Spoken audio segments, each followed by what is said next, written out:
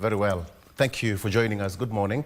It's 6:30 on this beautiful 20th day of April 2026. Karibu sana to Good Morning Kenya on this rainy day here in the city and of course across the country. That's going to be going on for a bit of some time. Karibu sana. Let's do this until 10 a.m. Find me on Victor Law and at Victor Law on all social media. Did you just repeat that? Yeah, find me at Victor Law on all social media platforms and let's do this. Okay, so today let's talk about the issue to do with the voter registration. It ends today with IEBC projecting 75% voter registration so far as at April. That is ending today.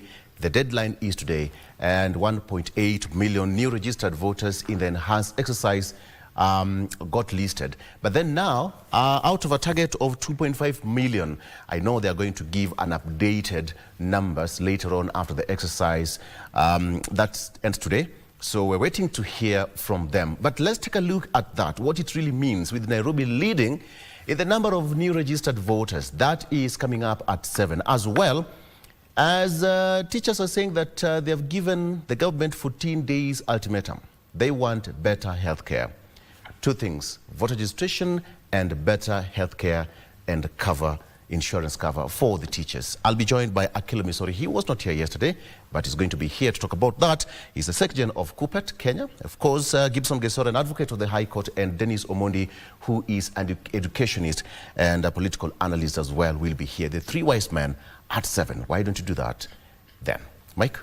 Good morning, Victor. Good morning to you too. You're well? Kabisa. Great. And to everyone who is watching KBC Channel 1, welcome to Good Morning Kenya. My name is Mike Migwe. Two things. I want us to look at how the youth can build a brand with integrity. And the question of the day that we are asking in that segment will be, are the youth the architects of an integrity-based future? I'll be exploring that conversation with Mike, who is a mentor and also a trainer and also a CEO at Pro Mentors Africa, together with Mbugua Mumbi, who is a life coach and author. That conversation will be coming to you at around 8 a.m. And also today in our health segment, we shall be exploring how we can read the silent body signs with regard to diabetes, because managing blood sugar within the body is a complex affair and goes beyond changing your diet. So I'll be exploring that topic with Dr. Caroline Mithi, who is a consultant physician and endocrinologist at Kenyatta University Teaching, Research and Referral Hospital. That conversation will be coming to you at around 9 a.m. Remember, you can find us live on YouTube. We are at KBC Channel 1 on that platform. And also check our website. That is www.kbc.co.ke, and see what is in stock for you. Good morning, Marie. A very good morning to you, Mike, Victor, and of course to all of you joining us from across the country. My name is Marie Ambo. Definitely, I'll be bringing you up to speed with matters news, apart from what Victor and Mike have already informed you. There is also the Judicial Service Commission, which will be conducting interviews today for the position of Supreme Court Judge. That actually follows the passing of Justice, that is Mohammed Ibrahim, some time back. And also the Connected Africa Summit kicked off yesterday in Nairobi. You know, this is a summit that brings together, business people to just talk about how better to enhance business, I think, within Africa. My colleague Regina Manyara will be on standby together with other colleagues just to bring you up to speed with what will be happening there in as far as the Connected Africa Summit is concerned. But right about now, let's begin the news where former Deputy President Rigathi Gashagua has urged the court to declare his impeachment unconstitutional. Through his legal team, Gashagua argued that his impeachment was anchored on non-existent constitutional provision and demanded compensation for lost earnings. Ruth Wamboi now kicks off the bulletin this morning. Flanked by family and political allies, Rigathi Gashagua sat in court for hours as his legal team poked holes into the October 2024 impeachment. The Senate cannot legally bypass the committee. It is the committee that accords an opportunity to the person to be impeached to be fully heard. not the plenary. Gashagua, through his battery of lawyers, sought to have his removal as deputy president set aside for flouting the constitution. The danger of allowing malicious compliance to go unredressed is that it injects an irredeemable legitimacy gap in constitutional processes. Gashagua questioned the speed at which the impeachment was carried out, alleging that the outcome had been predetermined. Why is the president's reference to the people of Murang'a as shareholders in his government acceptable political rhetoric? And a similar reference to the people of Nandi and Kericho, because those are the areas mentioned in the motion, by his deputy, an impeachable offense. Gashagua's defense team questioned the neutrality of speakers, Amason Kingi and Moses Wetangula, alleging that the two had backed the ground for his impeachment before presiding over the process. The president, in consulting IBC on that night, was not doing so as a matter of constitutional requirement, but was doing so as a matter of abundant caution. He was being careful. He didn't require to do so. Those are the points they make. 10 days that the Senate imposed on itself was not, did not have any legal basis, so that it was not justifiable for the Senate to impose itself on a 10-day period to conclude the business in a very rushed manner. Justices Eric Ogola, Anthony Murima, and Dr. Freda Mugambi also add that Gashagua's ouster was politically motivated, with his lawyers alleging that lawmakers in both the National Assembly and the Senate were influenced through bribery to support his removal. Which way, Kenya? What is the state of our morality in terms of our constitution? Gashagua wants to be compensated, and the election of Professor Kithure Kindiki declared unconstitutional. The highlighting of submissions continues on May 7th.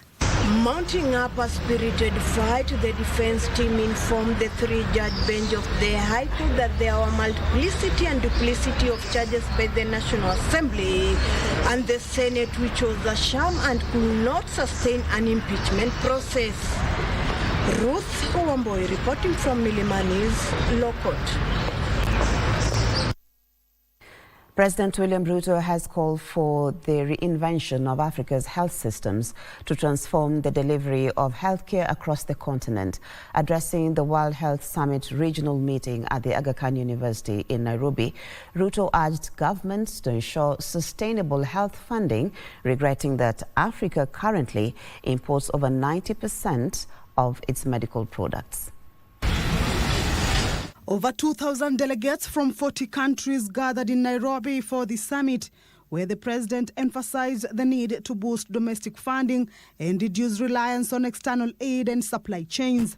It challenges us to design practical pathways that translate into better outcomes for health in our continent. Africa today stands at a critical intersection, defined by stark disparities and immense opportunity. President Ruto also called for increased investment in local manufacturing, genomics, and biotechnology, urging African nations to leverage innovation, digital growth, and a youthful population to become producers of health solutions. Our responsibility, therefore, is not merely to recognize Africa's potential, but to fully realize it through coordinated investments, policy alignment, and institutional strengthening that can deliver impact at scale and speed. Speakers at the summit called for stronger investment in local manufacturing, innovation, and resilient health systems across the continent. Health is not a privilege, it is a right. And it is a prerequisite for everything else we are trying to build. We cannot achieve SDG 2, zero hunger, without healthy communities. Investment in health is not a charity. It is insurance for our shared future. And that investment is not measured only in US dollars or sterling pounds, but in trust, in knowledge, in systems, in people, and in innovation. In this meeting, we will indeed identify those problems that we have always identified, but we will also generate solutions in this meeting. But beyond generating solutions, we will make commitments about the actions that we need to take in order to solve those problems. And as schools reopen, junior secondary school, that is JSS teachers in different parts of the country are calling on the government to address their employment concerns, demanding permanent and pensionable employment terms. The teachers on Monday staged peaceful demonstrations as schools reopened for the second term. In Meru County, junior secondary school teachers serving under internship terms today took to the streets of Meru town in peaceful demonstrations, voicing their frustrations over what they described as prolonged uncertainty and unfair labor conditions. The JS teachers who are under internships, they are at their reproductive level. Our watoto hawana hata medical cover. They are having young children. What is protecting these children?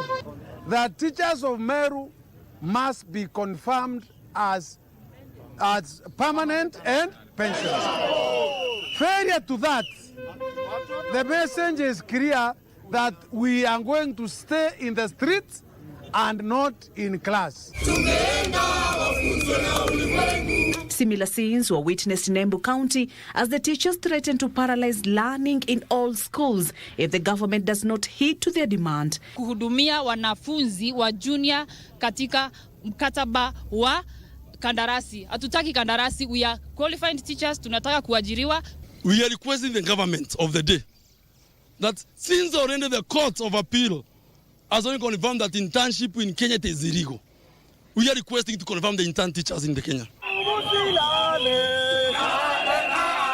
Also on the streets, JSS teachers in Kirinyaga County expressing frustration with the implementation of the Social Health Authority scheme.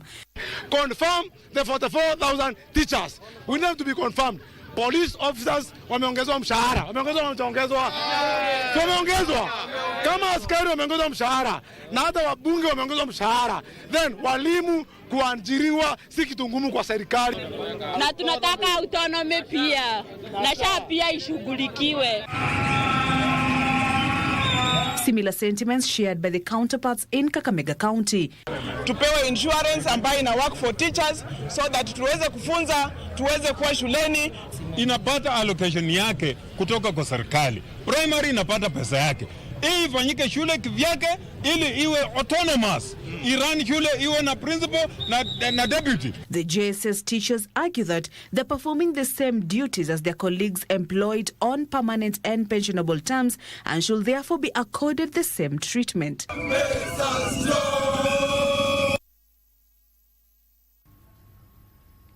The Judicial Service Commission of Kenya has scheduled interviews for one Supreme Court judge position on Tuesday, April the 28th and Wednesday 29th, 2026 to fill the vacancy left by the death of Justice Mohammed Ibrahim. The 5 candidates shortlisted included Justice Katwa Kigen, Lady Justice Anne Makori, Justice Joseph Sergon, Justice Francis Toyot and Justice Mohammed Warsame. 6 candidates applied for the position of judge of the Apex Court, out of which 5 sailed through the shortlisting stage. They are Anne Washeke Kiratu Makori and Justices Joseph Kipchumba Kigen Katwa, Joseph Kiplagat Sergon, Francis Kipruto Toyot and Abdullahi Mohammed Warsame. Makori, Kigen and Sergon will appear before the panel on Tuesday and the other 2 on Wednesday. Lady Justice Makori holds a Master of Arts in Leadership from Pan-African Christian University, Bachelor of Laws, University of Nairobi, and a postgraduate diploma in law from Kenya School of Law. She was admitted to the role of advocate in the year 1991. She headed the Independent Police Oversight Authority IPOA for 6 years between the year 2018 and the year 2024. Justice Kigen from the Court of Appeal holds a Master and a Bachelor of Laws both from the University of Nairobi and a postgraduate diploma in law from the Kenya School of Law. He was admitted to the role of advocates in the year 1991 and gained national and international prominence during Kenya's post-election crisis litigation when he was part of the legal team defending William Ruto and Joshua Sang at the International Criminal Court ICC in The Hague. Justice Dr. Sergon, a judge of the High Court, holds a Doctor of Philosophy in Law, a Masters of Laws, a Bachelor of Laws degrees, all from the University of Nairobi, and postgraduate diploma in law from Kenya School of Law. Justice Tuyot and Abdullahi Warsame will face the panel on Wednesday, 29th April. The National Defense and Foreign Relations Committee is questioning the economic benefits of setting up a standalone diplomatic mission in the Vatican. The committee, while vetting the ambassadorial nominee for Vatican City, Julius Mbijiwe, directed the Ministry of Foreign Affairs to furnish the House with a cost-benefit analysis for opening the non-commercial posting at a time when diplomatic missions were facing an acute shortage in resources. Hi. Julius Bijiwe. Meru County Chief of Staff Dr. Julius Bijiwe, now nominated to represent Kenya as ambassador to the Vatican Holy See, appeared before the National Assembly Defense and Foreign Relations Committee to defend his suitability. Currently, I'm serving as the Chief of Staff Meru County, and I handle quite a number of the staff, both at the office of the governor and across the departments. And there has been issues, but it has exposed me more on the matter's governance.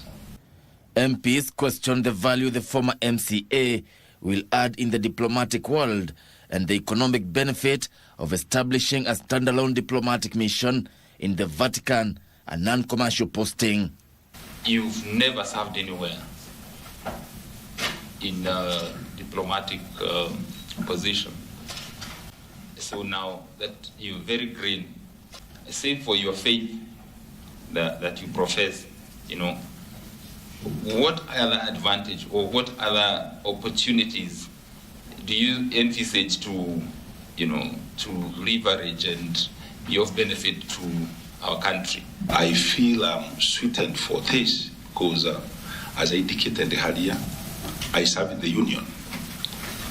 And I recall, for example, during the teacher strike of 2012, I did participate to some small levels at the National Executive Committee meeting to discuss about the issues of the strike and what the teachers wanted.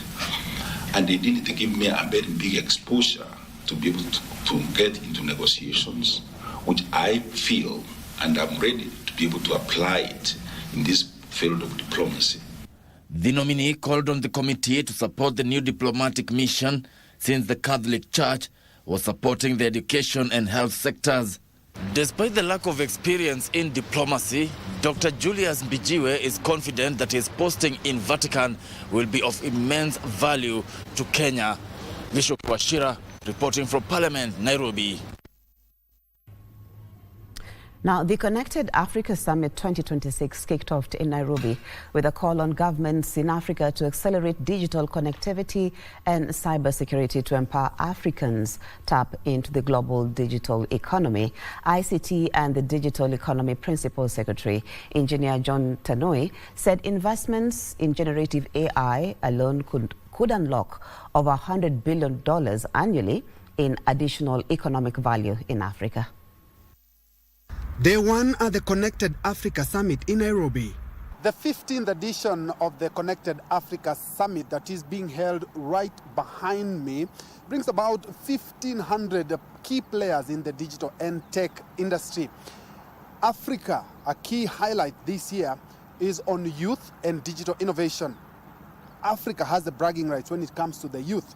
We get it right in the digital innovation, then we might be on our way to outmuscle the global north in the tech world.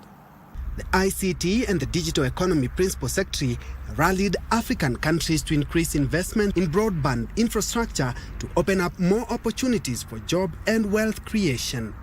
Governments are digitizing public services. Startups are commanding global investment, and the demand for high-speed connectivity is growing each day. The scale of deployment of generative AI alone, it could unlock between $61 billion and also $103 billion in additional economic value. Engineer Tanui warned that fragmented markets and uneven infrastructure are holding back Africa's digital potential. Despite these massive strides, there are still communities where fiber has not reached.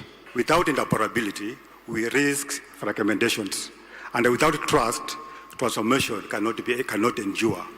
The forum underscored the need for governments to build trust, inclusive and sovereign digital systems while leveraging Africa's young workforce to drive innovation. Africa possesses the world's youngest workforce, with over 60% of our population under the age of 25. We must build a future-ready workforce, foster localized innovation, guaranteeing inclusion so that no demographic section of our population is left behind. The Connected Africa Summit 2026 brings together policy and tech leaders to shape a unified digital ecosystem across the continent. Ben Troy Njue reporting there, but rest assured, my colleagues from the business desk will be at hand to just bring you up to speed with what will be happening in as far as the Connected Africa 2026 Summit is concerned. And all units under the affordable housing projects are being linked to government fiber as part of new infrastructure upgrades. Information, Communication and the Digital Economy Cabinet Secretary William Kabogo says the internet connection that will be extended to nearby schools and informal businesses is part of plans to support enhanced job and wealth creation. Affordable housing units are being connected to high-speed government internet. Information, Communication and the Digital Economy Cabinet Secretary William Kabogo says the government will provide the internet at a subsidized cost as it seeks to bridge the digital divide in Kenya and lower internet costs. Right now they're connected by Safaricom through Huawei and our partners, and each house will probably be paying now about 800 shillings per month. But once we get government fiber optic into every room, we should be able to bring the cost of that internet to about 300 shillings a month. Kabogo says the enhanced internet connection will support digital economy and create job opportunities. We're connecting 53,000 government facilities, and we're making sure that internet gets to Kenyans affordable at an affordable rate. The program will also see learning institutions and informal businesses near the affordable housing projects connected. Government owns most of the undersea cable, so we want to make sure that fiber rolls into all homesteads. He was speaking during the launch of the Mukuru Digital Classroom at the new Mukuru Primary School, where the institution was equipped with modern ICT infrastructure, including 20 new laptops, and is supported by the broader Mukuru ICT Hub. We want to make sure that Africa is connected and we can share infrastructure, we can share ideas, so that we do not have to reinvent the wheel, each country to do its own thing. A look at sports. Gor Mahia FC is confident of winning the 2025-26 Football Kenya Federation Premier League following their one win over their title rivals, that is AFC Leopards, opening a 6-point lead with 5 matches to go. Meanwhile, the club on Monday was handed 1 million shillings from club patron Eludowalo following Sunday's victory against the Leopards. A hard-earned victory against title challengers and soon rivals FC Leopards on Sunday. Club patron Eliud Owalo featured the club with 1 million shillings, challenging the squad to win the domestic title and emulated the 1987 CAF Confederations Cup winning squad. We did request you to win the league for us this time round so that we take part in the CAF Champions League. And if you do that, you shall have made us proud. so that we get back to the CAF Champions League and replicate the feat that the 1987 team did. However, before then, Gor will have to navigate their remaining 4 fixtures with utmost caution, beginning with the 4th place Kakamega Homeboys tie this weekend. And I want to advise you to take one game at a time. Don't think of the 5 matches. Just think of the next game. Like our next game is in Kakamega, isn't it? Think of winning that one. Yeah? Plan for it and win it. Just the same way you planned for the derby and won it, then after that, plan for the next game and win that one. Meanwhile, the club also received a donation of 75,000 shillings from kit sponsors Plascon, while Mashemeji Derby goal scorer Alfo Nyango was awarded 25,000 shillings for his display. With less than 5 matches to go, Gor leads the grid with 61 points, while FC Leopards is placed second with 55 points, as defending champions Kenya Police are ranked third, distant with 13 points adrift.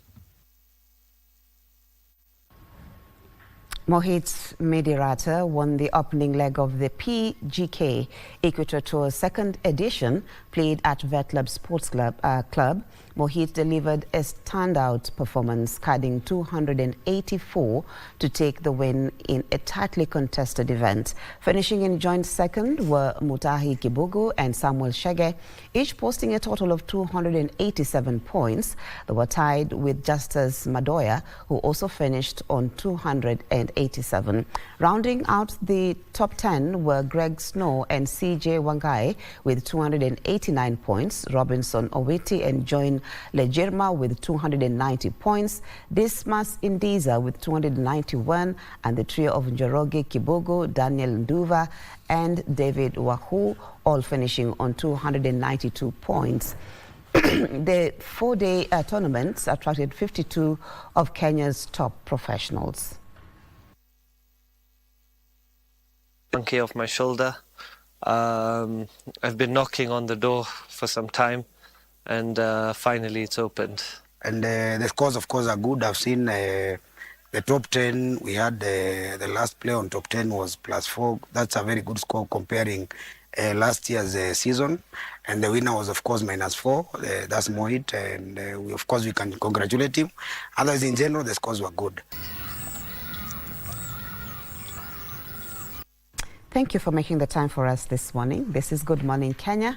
My name is Maria Ambo, and that's where we bring the bulletin to an end. Of course, more news updates will be coming to you in our subsequent bulletins, so stay tuned. But right about now, I want to take a break, but my colleague Victor Lowe will be back with Eye on Politics. Or is it People with People and Politics? I think I keep on confusing. Eye on Politics, People, and Politics. So, you can help me with that. It's people. So, have a great day.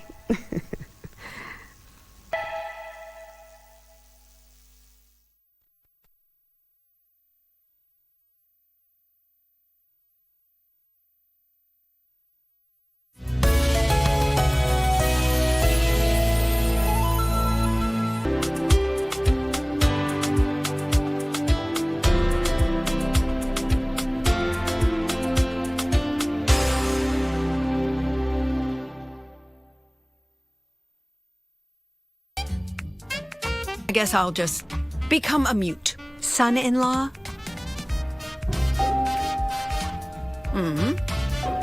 What stage are you guys at? Is it good?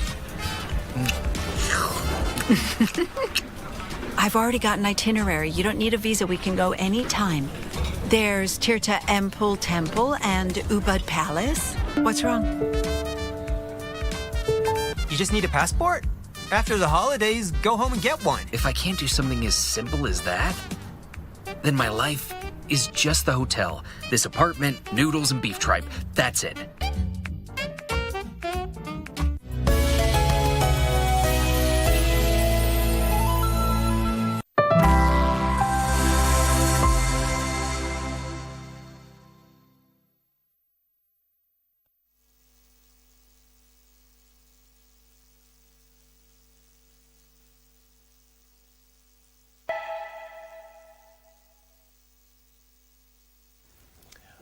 right, welcome back. It's now 7 a.m. Welcome back to the program. Now, let me help Marie. Today is People and Politics. Okay, People and Politics and Politics Confusers, all right? Iron Politics Monday, People and Politics on Tuesday. On this beautiful Tuesday morning, a rainy night, it was across the country and of course in the city. The 28th day of April 2026. We are coming to the final stretch of this beautiful month. Okay, so today, as I said, let's talk about the issue with the education. The teachers are saying that they are going to go on strike now that we are starting the second term because of the issue of health insurance. And KUPPET yesterday across the country in different regions said that it is in Kakamega, Kajiado, Nairobi, etc., they are threatening to go on strike. That's one of the issues that I want us to talk about today and how it should be resolved. Remember, just last week, the government signed an agreement with the Ministry of Health to help teachers get a proper health cover under SHA. But to them, they say there is a problem. That one. And later on, we'll also talk about the voter registration listing that ends today. IEBC said that they have done 1.8 million out of a target of 2.5. That is a good one. If you ask me, that's a good one. But yes, there was a room for improvement. And that's what I want to talk about today. And what's the target? Has the Ethicon team performed now that they have been in office for a very short time? And how are they going to push forward ahead of the general election? My question is, have you registered as a voter? Have you registered as a voter? Today is the deadline. Dennis Omondi is the founder and president of Empower Africa. He's also focused on education and leadership across Africa. And so that is going to be an interesting discussion. I'll also be joined by Gibson Gesore, an advocate of the High Court. He'll be here shortly. And Mwalimu Akelo Misori, who is the KUPPET section. They'll be here shortly. Let me start by taking you through the front page of the local days. Let me start with the Star newspaper. The Star says, Kenya's nuclear energy ambition takes off in Siaya. The government intends to increase production to 10,000 megawatts in 7 years. Kenya's nuclear energy ambition takes off in Siaya. All right, that's also the front page of the Star newspaper there. It's going to be a very good ride for Siaya people. We have 10,000 megawatts in 7 years. That is a good start. Political calculations now. It's time for Gashagua, Kalonzo, Matiang'i. It's reported they're in talks with the Sifuna side before naming candidates. Siasa, sindio? See, unaelewa what I'm talking about now. Gashagua, Kalonzo, Matiang'i team in talks with Sifuna side before naming candidate. It's a point of political calculations and it's going to be an interesting one even as we head to the polls. I can say this, until we head to the month of August, a lot is going to happen in this country. Okay. On the front page of the Daily Nation, Gashagua's U-turn. There you go.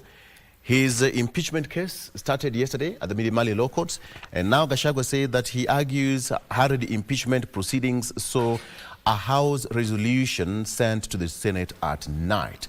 And that is what he's trying to argue.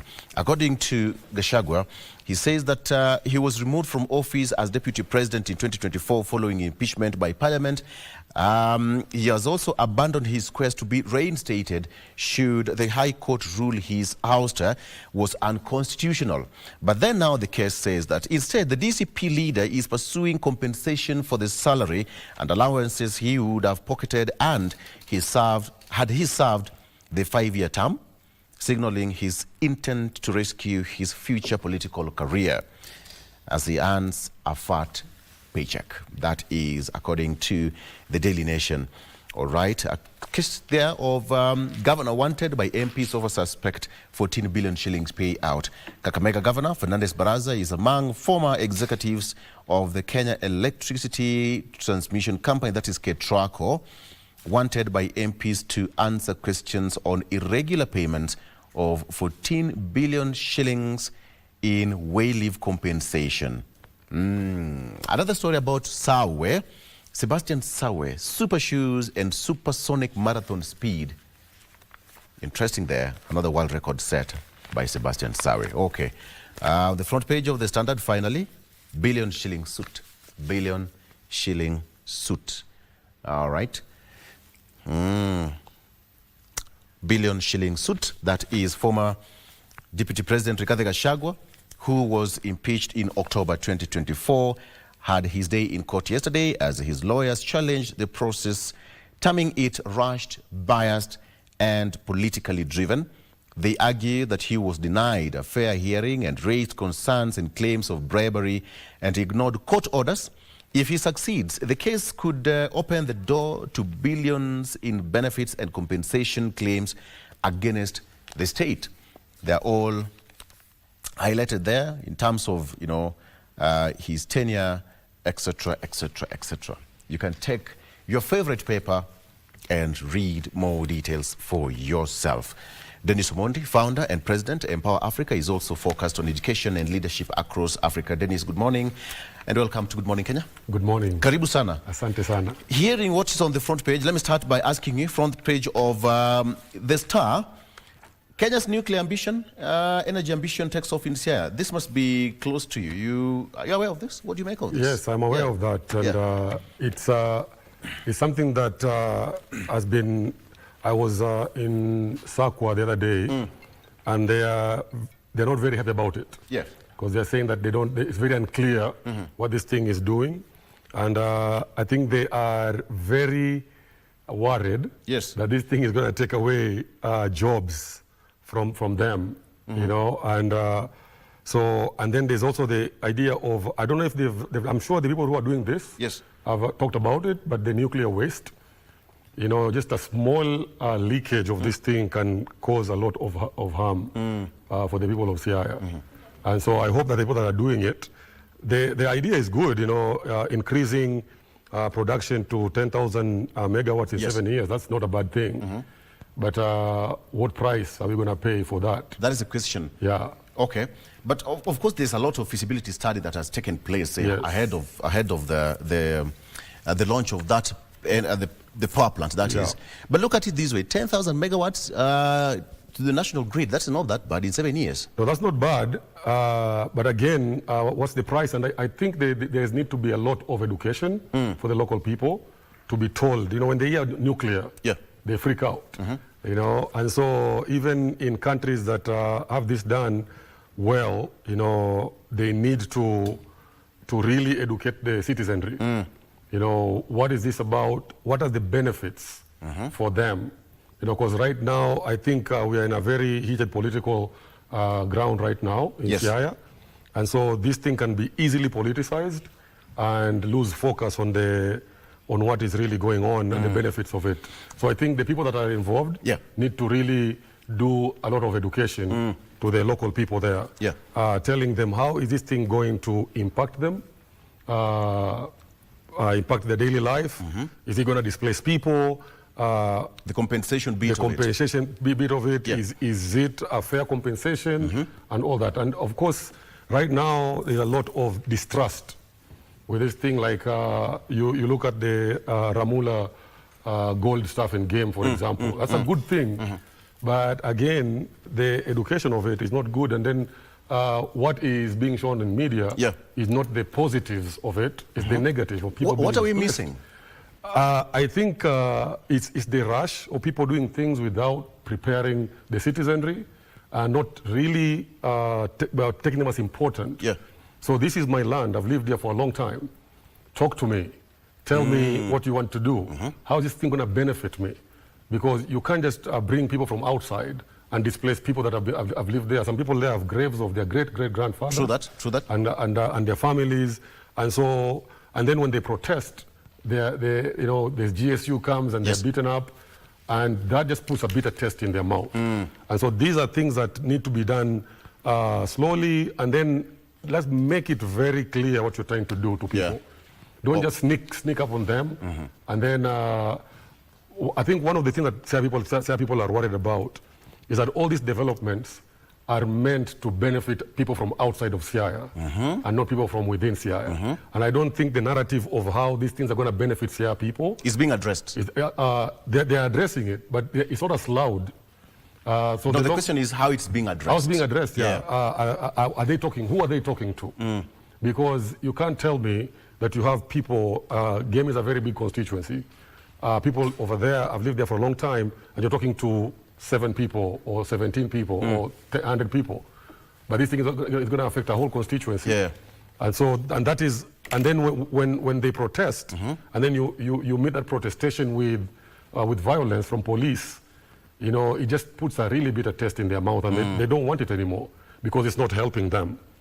It is helping people that is not Sia people. Great. Yeah. That is happening. I'll come back to that later on. Yeah. You'll tell us more about Sia and how it's going to affect. But let's come back to the issue of voter registration. Yeah. IBC talks about 1.8 million new registered voters in their new register, and that signals around 75% of new voters new listing. Yep.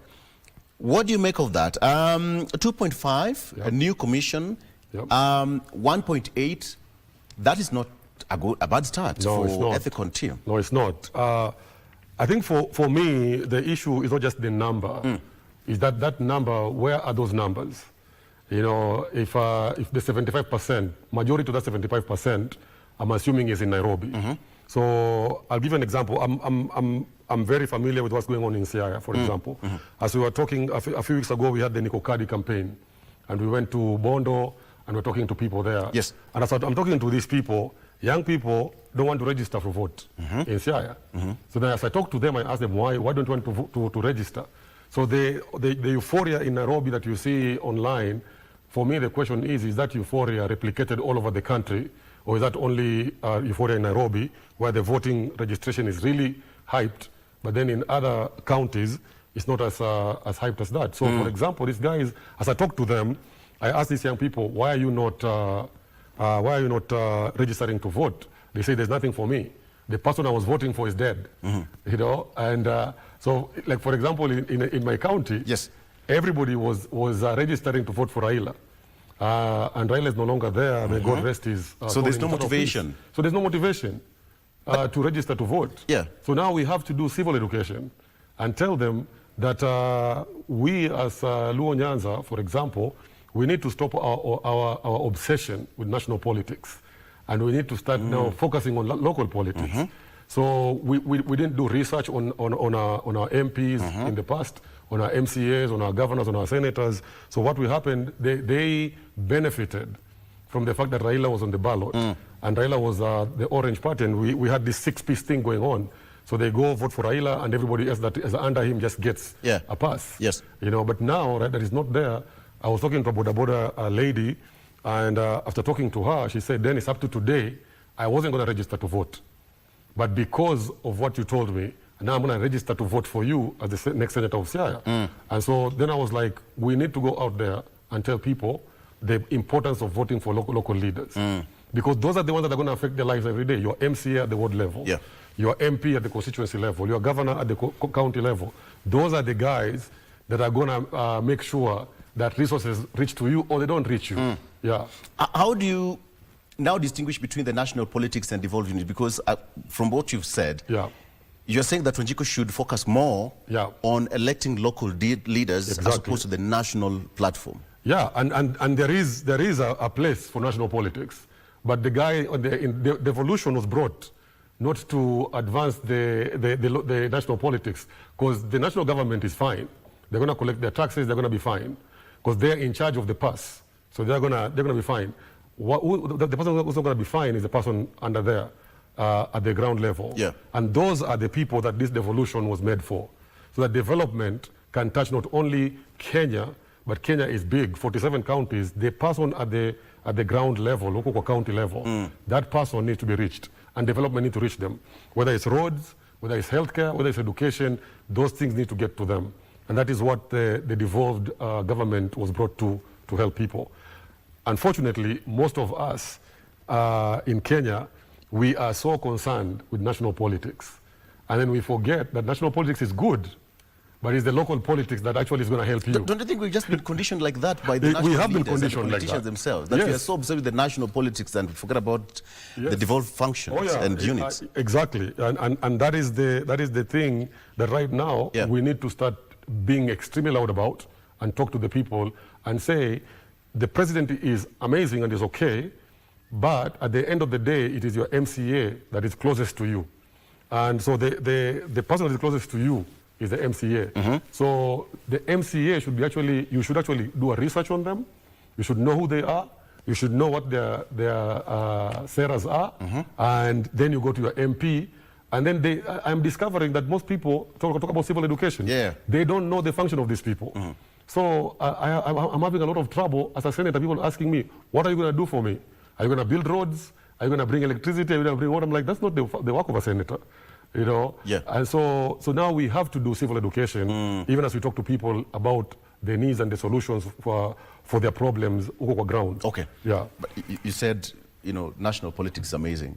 Yeah. You're president of Empower Africa. You know how sweet it is to be a president. Yes, yes. but you see, the presidency is not a title. It is a responsibility. It's a responsibility to serve the people. And I have heard people talk about servant leadership. And I think servant leadership is something that's foreign in this country. You campaign as a servant, but then you serve as a boss. And those are the things that we need to start looking at. This person, I've been with him for 5, 10, 15, 20 years. Some of them have been there for a long time. Look at them. When do you see them? What are they doing? And are they just a title, or are they a servant to the people? Because the bosses, you see, the backwardness of politics in Kenya is very interesting. The boss of Kenya is not the politicians, it's the people. We have this government by the people, for the people, but that's just a slogan. It doesn't translate to when you go to, actually, I should call my people Waheshimiwa. But then it's the other way around. They're calling me Mheshimiwa. I'm not even in office yet. And they're already calling me Mheshimiwa. I'm like, no. Wait. There's something I'm missing. Yeah. You're a Mheshimiwa? I'm not yet, but I'm working on it. In that sense of that title. I don't like that word. Okay, for which position? I'm not getting it. I'm vying for Senate for Siaya in 2027. Okay. I am going to be the senator of Siaya in 2027. You just made a declaration on national television. I did. At 7 in the morning. Yes. And it's not a new thing. The people of Siaya know. We'll talk about that later on. Let's come back to the issue of voter registration. IBC says that as of 23rd April 2026, they had registered 1,876,274 new voters since the exercise began on 30th of March. That's translated to 75%. And the target was 2.5 million. 1.8, 2.5, not a bad gap. That was as at 23rd. Today we are on 28. That is 5 days gap, and it has been going on. Probably we've hit the 2 million mark. Probably, yes, by now. But Kenyans, we're always waiting for the last day. Absolutely. We're the last day kind of people. We know that the deadline is coming in a week, and we don't really worry. And then on the day of the deadline, everybody shows up. But the IBC said they're not going to have any extension. Yes, and there's no extension. But even when this thing is closed, I think I heard or somebody said that you still can register, but you have to go to IBC offices now. So it's not going to come to you now. Now you have to go to them. So it's going to be closed, but there's still opportunity for people to register. And I am very optimistic that they're going to hit that number and even surpass it. Because right now, the ground is hungry, and they're hungry for a change. And something happened last year in this country that has shifted the political landscape of Kenya tremendously. The death of Raila Amolo Odinga was a very, very sad day for Kenya. But again, it's an opportunity to redefine politics the way it was done in this country. And so it is opening up opportunities for people to get more involved in politics in Kenya. That's a very good point. Let me ask you, what do you make of the new surge of new numbers of registered voters? Because you said, for people to go out there to register as voters, there has to be a strong motivation. One of them was Raila Odinga being on the ballot. Right now, he's not there. What do you think is now putting people to the race line, everybody on the track to go and get that registered voters? I think the pain that's going on in Kenya right now, there's no pain in Kenya right now. The gas prices are up. That petroleum, and that in itself has a ripple effect on a lot of things. Because for things to get from the farm to market, you need petroleum to get there. Electricity. Go look at the electricity bill from last month and this month, and even previous month. There's a fluctuation. And you'll see there's a fuel levy in your electricity bill. Because right now, that fuel, the rising fuel prices are affecting the country in an interesting way. There's the issue of capitation with school. This week, schools are opening. There are so many parents that are so worried about their kids not making it to school because I want a school fees. And then you think about that and you're thinking, how many parents in Kenya can afford school fees right now? They're worried about that. They're worried about food. An average family in, for example, in Siaya, I'm talking about Siaya because I'm more knowledgeable about Siaya. An average family has 4 children. Okay, so 4 children, you took about, let's say, 15,000 of the 1 year fees for their kids. That's 45,000 for a person that I talked to this mzee and he's earning 200 shillings a day. So you're talking about 45,000 to put 4 kids in school, and 3 kids in school, and that's a lot of money for them. So they are depending on the government showing up for them in this capitation thing. So you kick the kids out of school and all that stuff. So the Kenyans are in pain.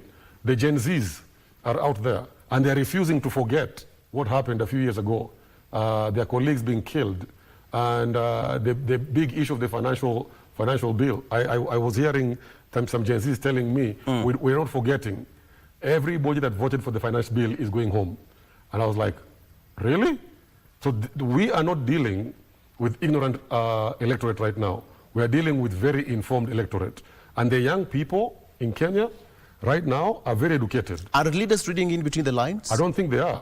You know, like, for example, again, I go back to Nyanza because that's where I'm familiar with. A lot of leaders never campaigned. You know, they come in and then they get the ODM ticket and they work so hard to get that ticket. Once they get that ticket, then what? The people on the ground are talking. They are whispering in the shadows. The problem is our leaders don't have the ear of the people because the people fear them, so they don't tell them. So people like us who are not leaders yet, we hear all of it. They are hungry. Their kids are not in school. The hospitals are not functioning for them, and all that stuff. And I feel like the leaders are blind and deaf to the plea of the people. And that's the thing that this election is going to be very interesting. Okay. Yeah. Let's come back to the new the registration. Yes. There is a national gap. Yeah. When you look at how it's been done, as of early March 2026, roughly 12 million people eligible, who are adults, remained unregistered nationwide. Yes. Nationwide. Yes. And according to the data, with only 22.3 million out of 34 million potential voters on the roll. Yeah. That's alarming. That's alarming. And by the way, I'm not surprised. You know, I'm not surprised is because most people say, what's the point? Are we electing or selecting people? Yeah. Are we just going through a process? But the people that are going to lead us have already been chosen for us.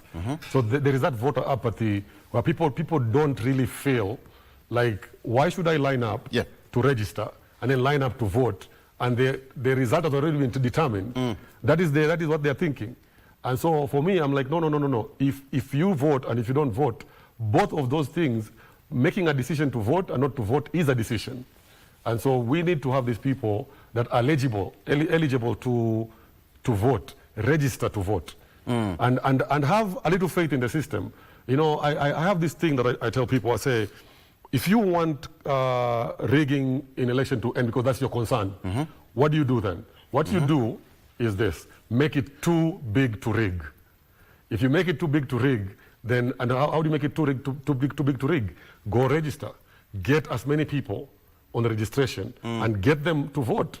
And that's the thing that you have to do. But if the difference is 3,000 votes or 75 votes or two votes, can be challenged. That's challenging. Yeah. It can be challenged. Yeah. So the guy that you want to vote for, then get your people to go out and register and vote, because that is your power. I tell people in Siaya, kura yako ndo power yako. People are looking for power right now. The power of the citizenry is their vote. Yeah.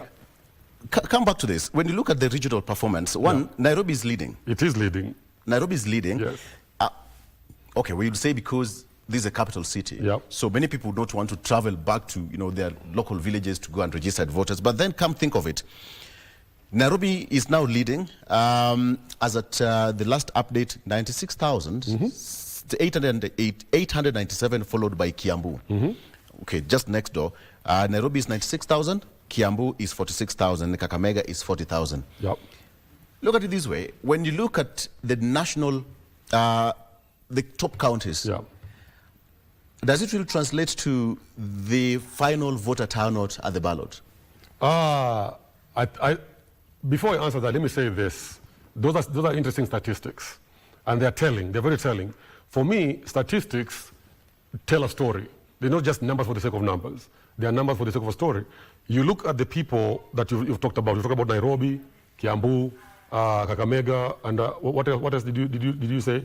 Kakamega, Kiambu, and Nairobi. And Nairobi. Yes. You look at those counties. Yeah, Nairobi leading with 96,000, Kiambu 46,000, Kakamega 40,000. So look at those counties. When you look at those counties, the people in those counties are very vocal about development in their counties because their noise has resulted into something, and they are very bold.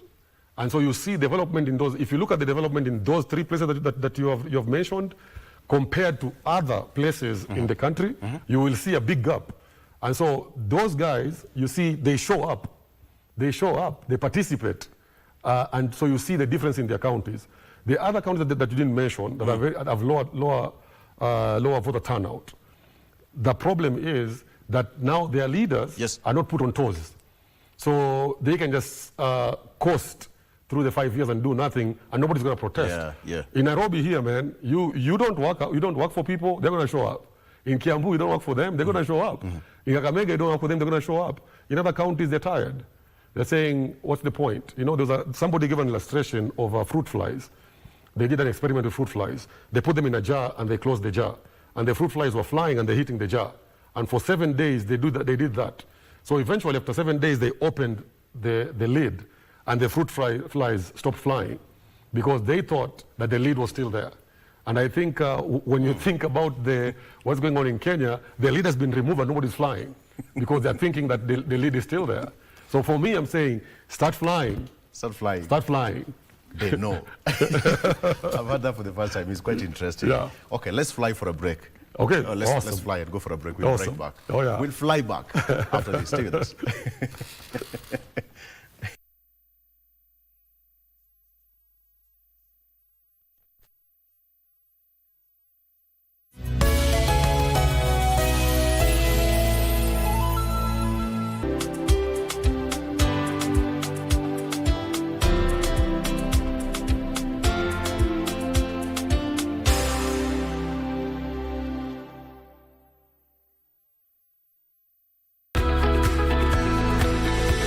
Kila mwisho wa juma kwenye runinga yako ya KBC Channel 1. Tunakuletea Mkulima. Ni kipindi cha kila mtu. Iwe wewe ni mkulima mdogo, mkulima mkubwa, muuzaji au mnunuzi, au yeyote anayenuia kuanzisha kilimo ama ufugaji. Tazama Mkulima kila Jumamosi saa 10:30. Ambapo kilimo na fursa zinapatikana.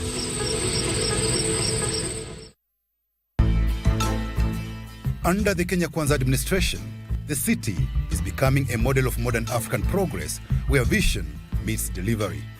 The developments that are taking place within the Bomas International Convention Complex will be a game changer for this country. The cost for transplant goes to around 650,000 and all will be paid by SHA. Na zile pesa tulikuwa tunalipa ilikuwa mingi sana. Hii shule iko free. All flagship projects are in advanced construction. Every project tells one story, that Kenya can dream boldly, build confidently, and deliver faithfully.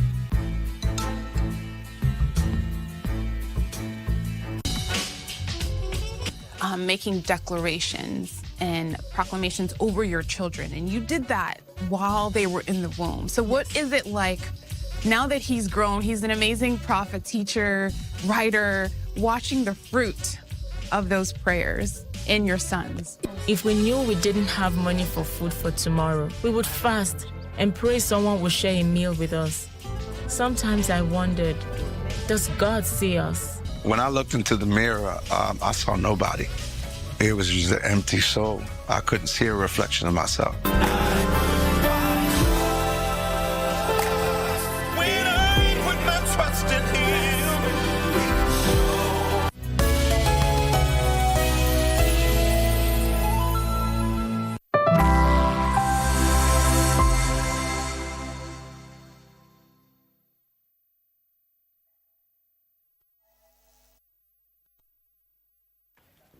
All right, welcome back. Okay, let's fly back. According to Deno, like fruit flies. Let's fly back. Okay, continue the discussion. And joining me on set is Wakili Gibson Gesora. He's an advocate of the High Court of Kenya. Right? Yes. Very good. Karibu sana. We are just talking about the voter listing that is actually ends today. Let me get your opening remarks with this, because 1.8 million new registered voters listed so far out of a target of 2.5. Not a bad start for Ethicon team. Not a bad start. I think for me, Victor, thank you for welcoming me to the show, and it's a pleasure to be on the panel with one Dennis Omondi, who is telling us how to fly. How to fly. It's a good way to start the morning. Yeah. So what I would want to say in regards to the voter turnout, I think IBC seems to be doing something right, and we need to commend them. You see, it's a new panel. Yeah. It's a new panel which is there. There's sets of commissioners, and I think the way giving such declarations gives hope to Kenyans that there is hope that Kenyans want to register and be able to participate in the election process, and that should be a good thing. Whether that turns out to the voter turnout, it's something else. But then for now, all we can say is that we are on a good stretch. Yeah.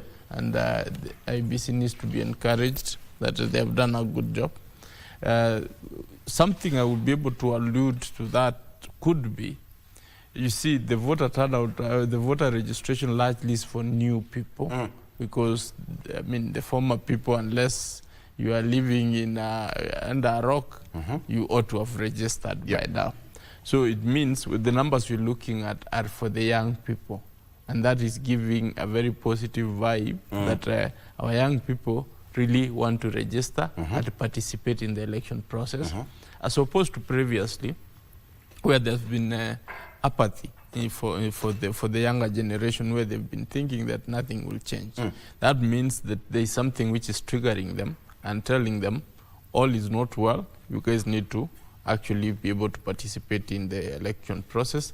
Or they have come to the realization that through participation in the voting is when you are able to choose the leader you want, or put the right person you want to put in the office, so that you can be able to demand accountability from these people. Because if you never elected somebody, it's also very difficult to actually put them to account. Yes. Because you will be like, that's not my choice. But if, Victor, I put you in office, I'll demand accountability. Yes. That's what actually Dennis said, that Wanjiku is so informed right now. Yes. They are able to question and they are able to record.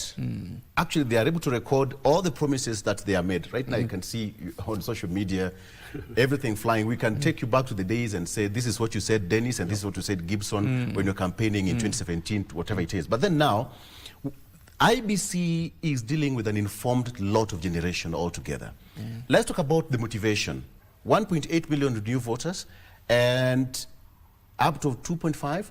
There must be an underlying motivation. He talked about, in the last previous elections, there was Raila Odinga factor. This time around, what is the factor? The factor is that Raila is no longer there to speak for us. We have to actually speak for ourselves.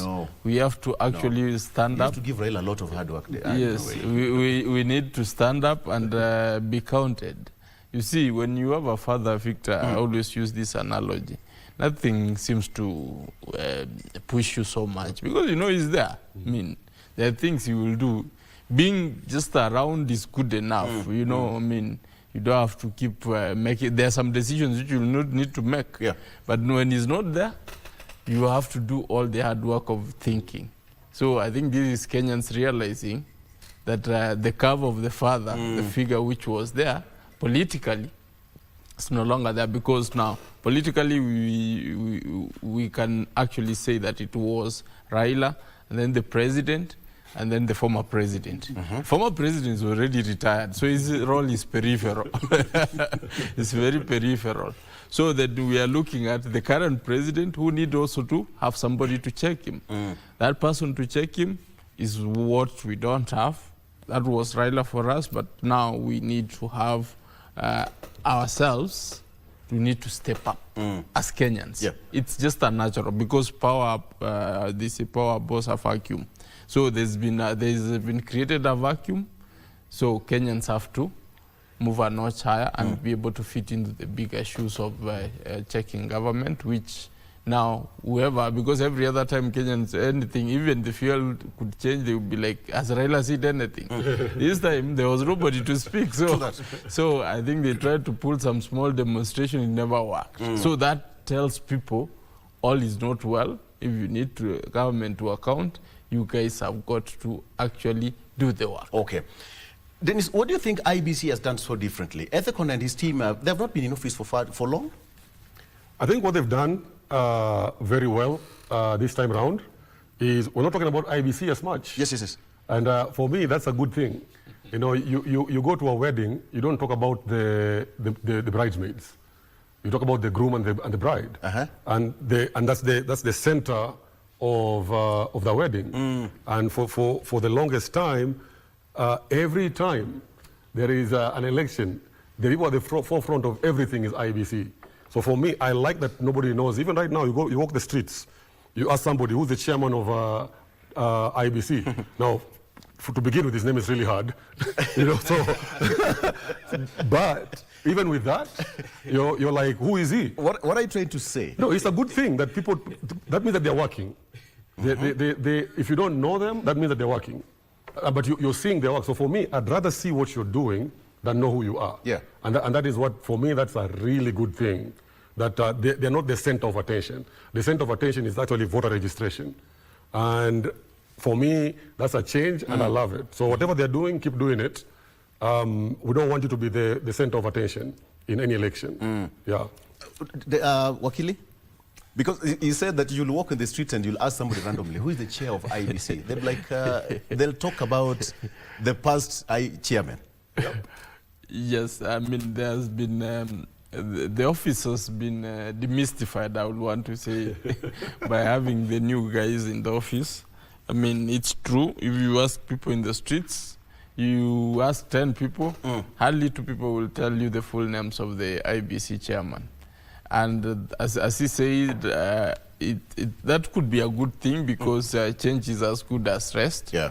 It means Kenyans are trying to come to the realization that it's not really, provided if it's not working, don't fix it, don't keep shouting around. Yep. I mean, the kind of statistics give Kenya assurance that, I mean, at least we have somebody in office who is working. And that assurance is what people need, especially at this time. The other aspect I would want to bring in is the aspect of the woke Kenyans. The people have realized it's not about IBC really. Yep. It's about me. What decision do I make? How can I be able to be accountable as a Kenyan and be able to demand accountability if in the first place I've not been able to do the right thing of taking a vote?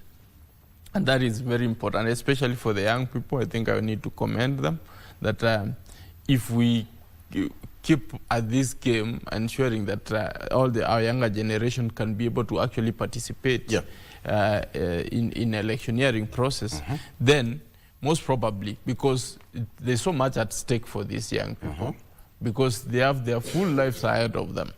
If they desist from voting, Victor, after 5 years, you're no longer a young person. No. If you add 5 years to your age, it even scares you. Yes. So, it's I think something which is very clear to them that, I mean, a decision has to be made and has to be made now. Yes. And if it has to be made now, then you start the process now. And that is quite encouraging that they don't need to be pushed, because there is an aspect of young men everywhere wanting to be pushed, wanting to feel sweet, wanting to feel relevant, and not acting responsibly.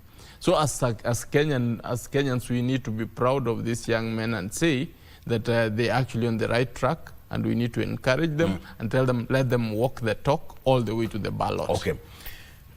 For the record, IEBC chairperson is called Erastus Edung Efekon. You had to check that. I am good. Erastus Edung Efekon, he is the chair of IEBC. But yes, the question is, there has been a very big nut to crack when it comes to IEBC. It has always been given a very bad name, quote unquote, because election is quite, controversial in this country, yep, world over, so to speak. Yep.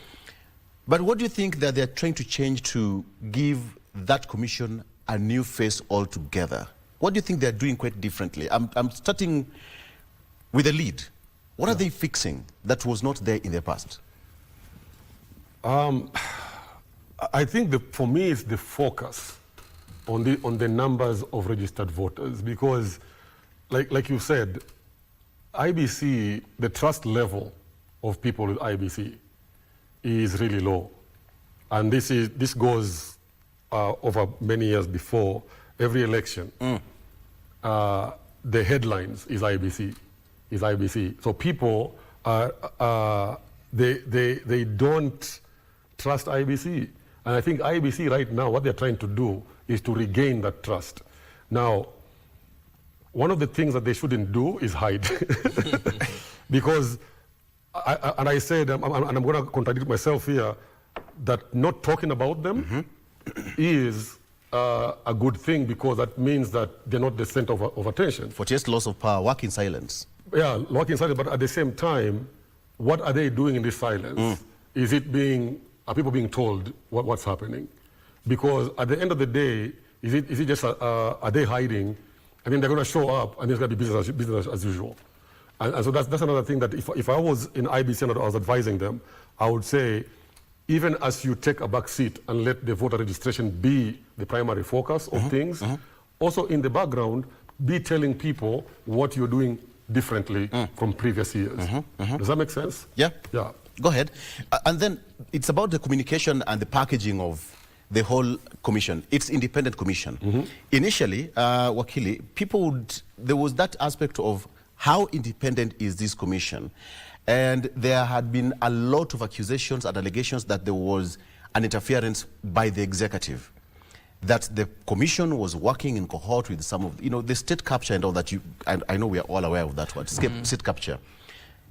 Is it really changing for Ethicon? And you don't sit in the IEBC, but from the look of things, how is it trying to repackage that independent commission?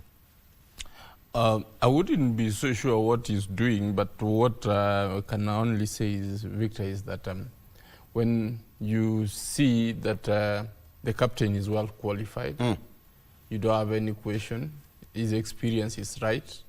His number of routes he has taken over, that route which you are in the process is one which is does not have taints. It inspires hope. It gives people hope that, and then you don't hear of any scandals, or you don't hear of any challenges which are alarming. Then it hits you that you need to sit back and relax and enjoy the voyage. So that is what I think Kenyans are doing. That is on the one bit, because I remember I said that I might not be sure what he's doing. On the other bit, I would want to say that it could be that Kenyans have realized, regardless of whoever is in office, it's really about us, not them. It's really about us, and whatever action we want to take, we need to be responsible.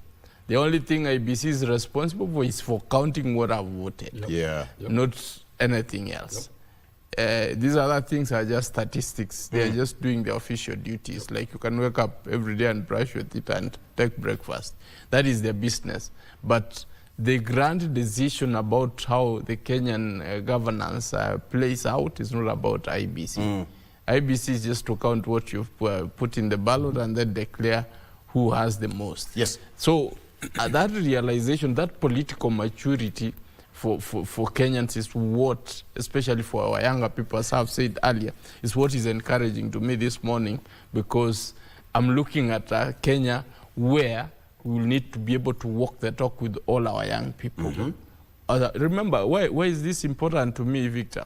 If you may ask me, is because our population, Kenya is around 19 years, averagely. So if our 19 to 20 years are the people taking that lead by ensuring that they are voting, then it means we're in the right hand. There is something right which is happening. There is, or we have reached that threshold where information is clear to people and people want to take responsibility. That responsibility is going to spiral down to good governance and to spiral down to accountability, because that's the biggest problem we have had for our leaders. That kind of decision is going to lead to informed leadership. It means informed people are going to be put in office. That accountability is going to lead us to either Singapore or Canaan, whichever choice we want to choose.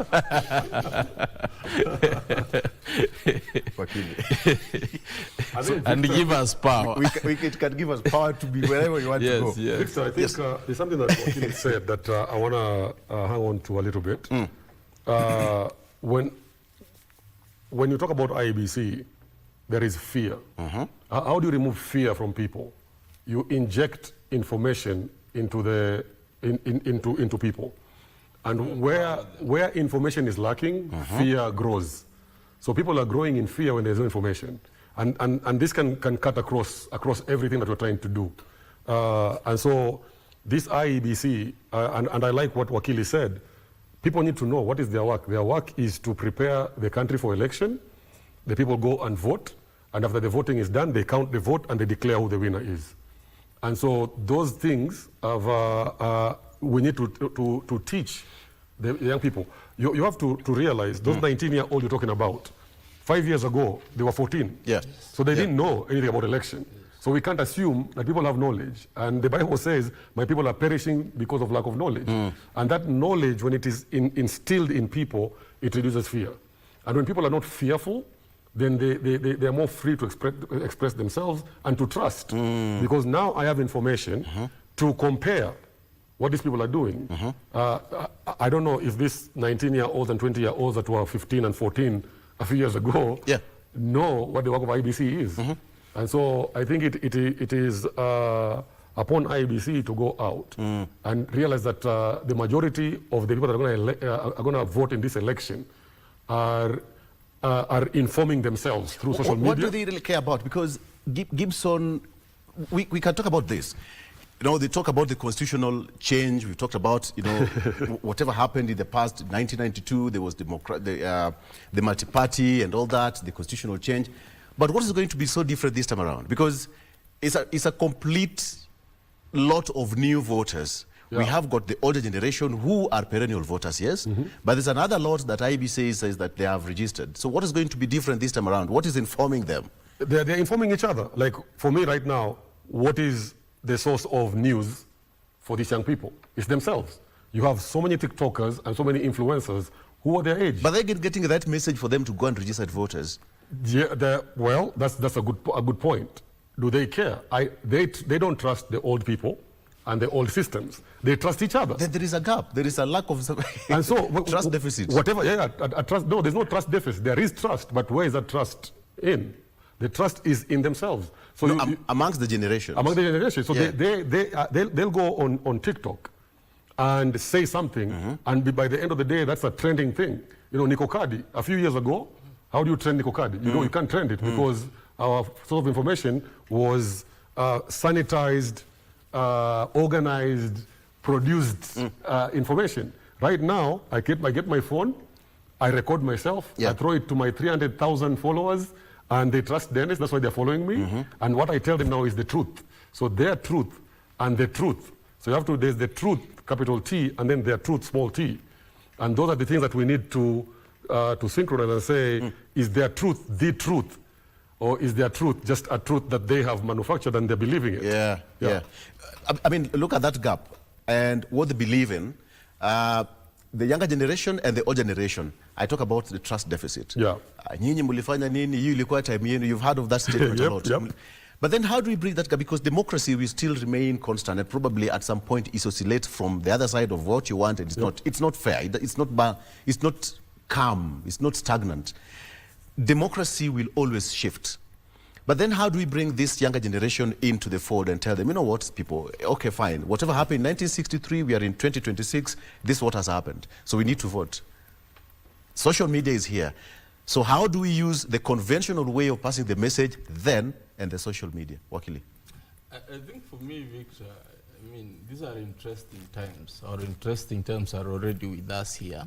And this should be able to worry every politician, especially the current one. Yes. They should be scared. Including? Especially. Including? I didn't know he's a politician. But I am not scared, by the way. He's salivating for something, he'll tell you. Yes, yes. So that should be able to scare every sitting politician, not the ones who are outside or aspiring. Aspiring, if they be able to shape their model, they can be able to tap in. It's a lesson to learn. So for every sitting politician, they need to be really wary of the current trends. They should not be able to walk into this comfortably. Because if I was to be a sitting member of parliament, I could be very worried and be out there trying to know what exactly I should be able to do to tap into these new voters. These new voters are these Nikokadi people. They're not people you are going to just sway with the promises the old way. They are people you need to talk to in a different way. And they are going to be the majority of the voters. Now that they have already registered, it means we will want to believe they will want to take it all the way to the ballot. So if you don't have their ear, then you're going to have it rough. There's a question I want to ask over you. What should IBC be concerned about? What is so important for them that they need to focus on right now? Because Ethicon came at a time, and his team came at a time when the country is, there's so much happening in the country. What should they focus on mostly? Wakili? It should be, what Ethicon needs to do, it doesn't actually need to do much. All it needs to do is to inspire hope and create trust among Kenyans that, I mean, is competent. That is all Kenyans want to know. All the way he needs to inspire hope. And how does he do this? First, timely communications. Like he's releasing the numbers. You know, that motivates people. It means he's not trying to hide some numbers. And then let the numbers be believable. Because once people can check. People can check. Last election, we were this number. This election, you are saying with the numbers which we have roughly. Then you can now do the variation. This is an error of information, so people can actually verify what he's doing. And the fact his numbers are going to be fact-checked. Once they are fact-checked, then that when people realize that the man is not lying, that is enough trust he will have created among Kenyans. Because for now, he needs to maintain that trust and that hope of inspiring Kenyans that he's the right man for the job all the way to the election. Because anything in between here which creates distrust, as we have had before, then his trust, the Kenyans with the trust deficit will creep in and then they will have problems. And he doesn't want to have Kenyans unhappy. Okay. Yes. He must be having a lot of work to do. Dennis? I go back to the same thing, man. It's these young people, you know, in Kenya, our issue, for a long time, we've had the issue of young people are there to be seen, not to be heard. And in the last elections, they've been used as tools for demonstration and to help the older people get into power. This time, they've refused. They're saying no. You know, I'm not old and I'm not young, but when I was in high school, I was told that I'm the leader of tomorrow. Victor, my tomorrow has not come, and I'm growing older. So what I have to do now, I have to grab my tomorrow by the horns. And these young people are grabbing life by the horns right now. They are saying, I'm not waiting for tomorrow. My tomorrow is now. And so what they've done, they have, look at the Gen Z protest that happened a few years ago. That thing was very organically, there was no leader, it wasn't planned. They just decided on social media, enough is enough. We're going to go out and we're going to do what needs to be done for this country to be a better country. And you look at these kids, we call them kids, they brought the country to its knees. And now we're talking about Gen Zs. Everybody's talking about Gen Zs. Everyone wants to be on the good books with Gen Zs. And Gen Zs are not stupid. They're very informed, these people, man. Like, I'm looking at myself, my kids My kids are 19 and 15, you know, and you look at, I'm becoming my dad. The remote, the TV remote, all I have to do with it, I feel so old when I say, hey, Angela, can you please come and change this channel for me? I don't know, I come out of this and I can't get back. You know, so my remote is only volume, channel, and on and off.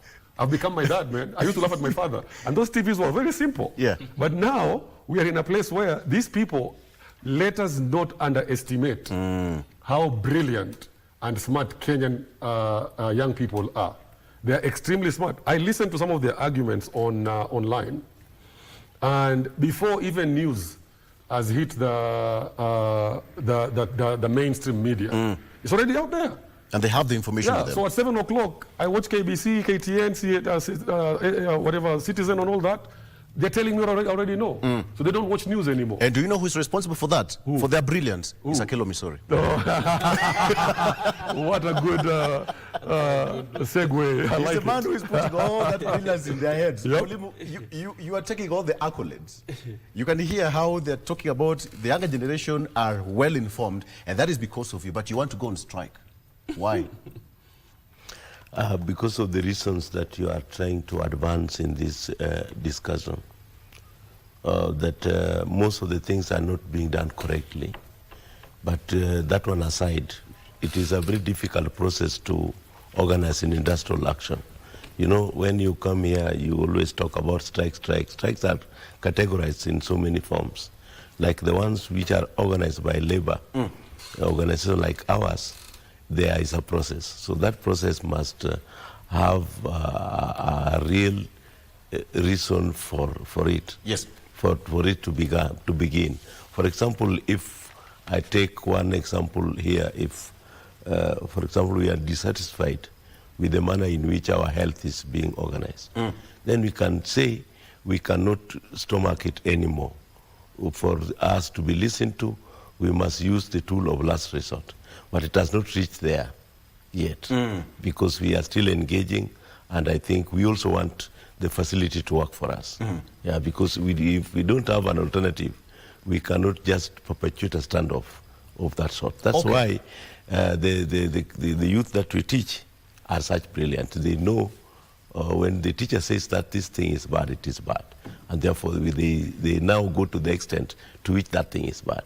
Like in our governance system, if it has become faulty, the youth have really learned, and we discuss with them daily that this thing is faulty because we have chosen bad leaders, or the leaders that we have chosen have chosen the right paths to do things differently.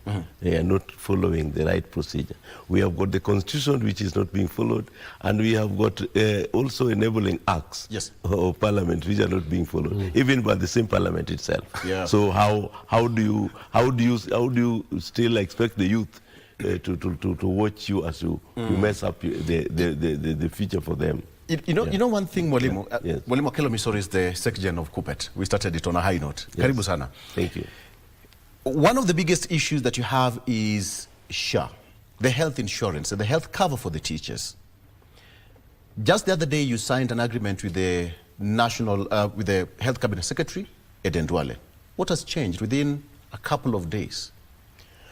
You know, the agreement we signed was in Nairobi, and the ground where the health issues are being handled are also with the people. Our teachers are spread all over the country. They are in Turkana, they are in Kilifi, they are also in Busia, and you go to the extent Migori and everywhere, even in Isiolo and Mandera. So when we were discussing these things, the minister and his staff did not circulate the information to the health facilities. So the same issues that we had canvassed and we thought we had reversed, one of them was just the capping, what is called capping. Initially, before we had such conflict, the teacher's medical cover was capped at 10,000 per visit when you go to an hospital. Outpatient? Outpatient. Okay. But now it was reduced to between 1,200 to 2,500. What is the contribution? So not the contribution. That is what the capping was all about. Yeah. This is a medical cover, which is comprehensive for teachers, managed by a social health authority. and it is based on the budget which has come from Treasury to manage the teachers' medical scheme. And it is in the tune of between 15 and 20 billion. And you know, we don't have an epidemic in the country, but that cover is not working for us. And that is why the teachers are yelling that they want to go on strike, on the basis that if you cap our visit to between 1,200 to 2,500, and that the doctor in a private facility has taken a mere 1,500 for consultation, then it means I may not get medicine, I may not also go through MRI, which goes to the tune of 11,500 to 20,000. So in the circumstance, the teachers were overexposed. So we did agree with the minister that capping be done away with. There are some hospitals who are also charging what we call copay. That you go to an hospital and they tell you that your cover is limited. And therefore, for the excess of what we are now treating, you now should add up 50,000 on top of what we have done. And now the teachers were saying that, how then is it a comprehensive cover for us? So those are the issues which enabled us to sign that document. So we asked the minister and the Social Health Authority to look into that. And that was why we signed that document.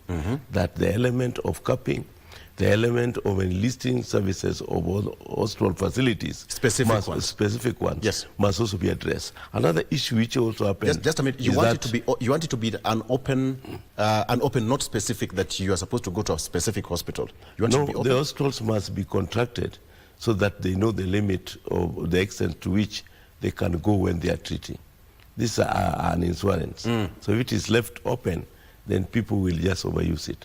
Like what emerged is that some hospitals were also trying to fleece the teachers. In a visit, a teacher visits and then the hospital charges 180,000 shillings. And that hospital is not a real hospital. That hospital is not even a Aga Khan. So the element of Kenyans also trying to fleece the funds to the disadvantage of the teachers who expect service was also there. Okay. I want to do something quite different today here. I'll allow the two gentlemen because they also have brilliant brains. Wakili, what would you ask Mwalimu? Before you do that, but Mwalimu, look at it this way. Are the teachers exposed? And to what extent? That's number one. Number two, how are you going to resolve this? Because you have got a 14-day ultimatum. You know, those 14-day ultimatums have not come from the desk of the General Secretary.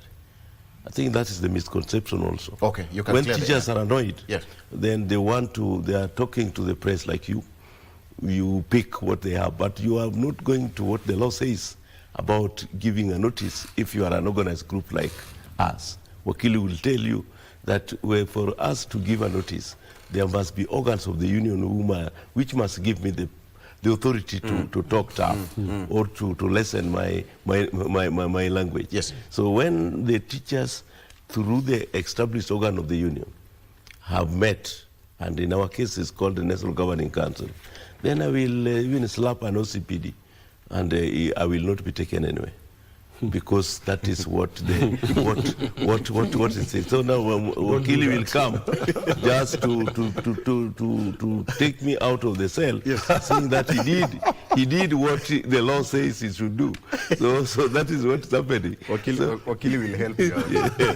Wakili, what would you ask Mwalimu? I mean, you see, issues of teachers are issues which are close to my heart. Why? Teachers are more than 300,000. I don't know what the numbers is representing under Kupet are, but I know generally there are more than 300,000 teachers. And it's because of teachers that we all are here. True that. You don't want to, you see, like in the local schools, if a teacher misses for like a week because they are sick, those kids don't get, you might actually be told, you don't come to school, stay at home. That's a week lost. So we should deal with the issues of teachers with utmost care. There's something which really breaks my heart when he says that a teacher can only access 1,200. Victor, Even a village dispensary, 1,200 will do what exactly? It's nothing. Yeah, Mwalimu, can you and that is actually SG comprehensive cover. Can you address that? You see, that is quite annoying, and I think, I don't know whether our good SG here, when you negotiate these deals, do you use professionals? Because, I mean, how do you end up getting into an arrangement with the minister who has qualified 1,200 for the teacher? I mean, even a cash worker, that money is not even enough. And these are government employees. Remember, teachers are respected people in the villages, leave alone Nairobi. I mean, when they see this very teacher is the one also suffering, the clinic cannot be able to access the medication they need, then you lower their standing in society. You don't want to do that to the person teaching your kids. You don't want to do that to the person who is setting the pace for society. That question is very important, what is asked from a Wakili point of view. How do you negotiate this? Now, Victor, I think let us put in perspective that the teachers do not negotiate this. You know, we come here because there is a crisis. And our negotiations is a better cover. The person who procures the cover is the Teacher Service Commission. That is the person who is mandated in law, according to the Employment Act, to either give the teacher the money to go and source for medical service or to give an insurance. Two options.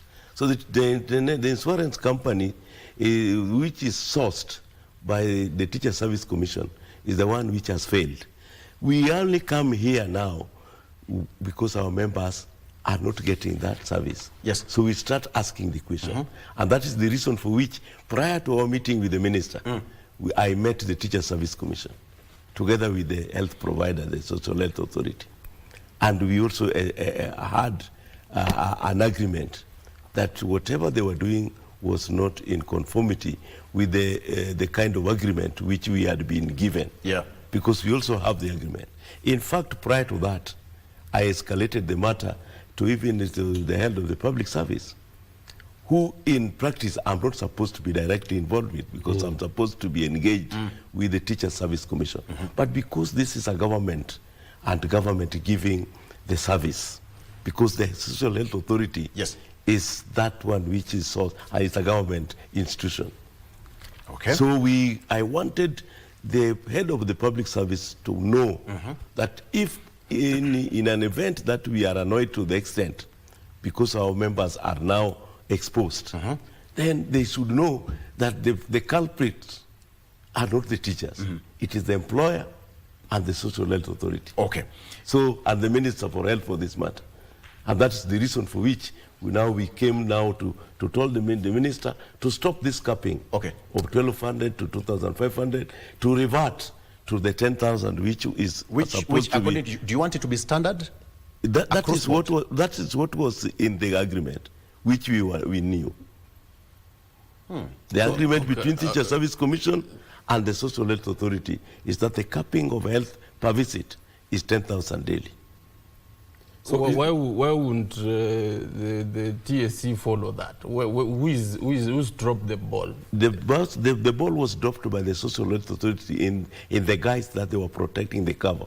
Because Kenyans being what they are, they decided to fleece. I did indicate to you here that some medical facilities really exhausted the teacher's cover by charging outpatient to the extent of a visit costing 186,000. But the challenge here, Victor, with what Akelo is saying, you see, those are crimes. What he's saying, those are crimes which these hospitals, SHA needs to have a mechanism of actually singling out these issues and then dealing with them separately, as opposed to just fleecing a cover for 300,000 people. And you know, for teachers, that does not mean that the person, it's with their families. So we are talking over 1 million plus people. 1 million plus people, just because maybe 2 or 3 hospitals fleeced something out of gaps which are in the system, does not make sense. So how do we get that these checks are actually put in place to avoid such clandestine decisions by SHA to just decide that, you know, we're fleecing this cover for now, Victor? The only thing we can treat you is a bandage. I mean, people are going to die. And all that. People are going to and die. on top of that, Mwalimu, you can also answer to that as well. That at what point did you know that there is this a mismatch somewhere? No, before I'm flabbergasted, man. It's annoying. How do you? 10,000 is not enough. Let's start there. Let's just say that. You know, it's supposed to be revising that things upwards. How do you? Who sat down and decided that we're going to punish the wrong person for the right crime? The teacher is not the culprit. The culprit is like the Wakili is saying, is the hospital. So then the punishment is not really fitting the crime because the crime is not the teacher. How do you take 10,000 shillings and then because somebody else is messing up, you bring it down to 1,200? And how does that solve the problem? And for me, is this, when you talk about comprehensive cover, is this 10,000 per visit or is this 10,000 per the whole insurance coverage for that year? Very good point. William? No, the teacher's cover for the entire year is not 10,000. That is basically an outpatient cover per visit. That is what the teacher is expected to have, a capping per visit in a medical facility if a teacher has gone for a medical. You know, in an insurance, they must have a capping. If it does not have that capping, then the cover may not be useful to the users. So it is capped at a rate of 10,000 per visit. It was. It was. Not anymore. No, that is where we have reverted to. Okay. We have reverted to that. 10,000. And that was what was agreed with the minister when we met the other day. So is that working right now? That it is now working. Okay, good. And then to advance to escalate the matter further, we did realize that there was also lack of information because some of the medical facilities which were being punished for this kind of claims were being removed and we were not getting informed. So in a region, a facility has been removed, you go there and then you are told, no, we are not accepting SHA. Now that is the language now. Not that we are being punished. We are not accepting SHA. If you want treatment here, then pay. So for that reason, we have now summoned all our branches. We have got a session of about 47 secretaries all over the country. Okay. With the Social Health Authority, for us to get the feedback, for us to revise how the facility should work for the teachers. Just like Wakilia said, when a teacher misses a class, even 1 hour, and you multiply by the number of teachers who have missed classes all over the country, that is a terrible loss for education in this country. Okay. And therefore, if it goes to win 1 week, it is now a disaster. I want us to get, because of time, your word to the teachers, and again your word to the government, those two people, because there's a lot of uncertainty. Question, is there looming strike? The teachers of this country, I'm telling them to maintain calm, not to be anxious, because we are already on top of things addressing the issue. To government, I'm just asking government to be serious, that we cannot run a system which has got a lot of rogue personnel, those people who are inefficient and ineffective. We must know that when you are dealing with teachers, you are dealing with teachers' lives. You are dealing with a national asset which must be not be disturbed. At this particular time in point, we are in the second term, and therefore the teachers need not to threaten. This is the term where learning takes place. So let me get this from you, Secretary. So there's no strike yet? No strike yet. No strike yet? No strike yet. What are you meeting? The ministry? We are meeting the Social Health Authority because they have looked for that meeting so that we generate understanding and therefore we develop the way forward for our for the progress of the teachers' health club. Yes. Okay.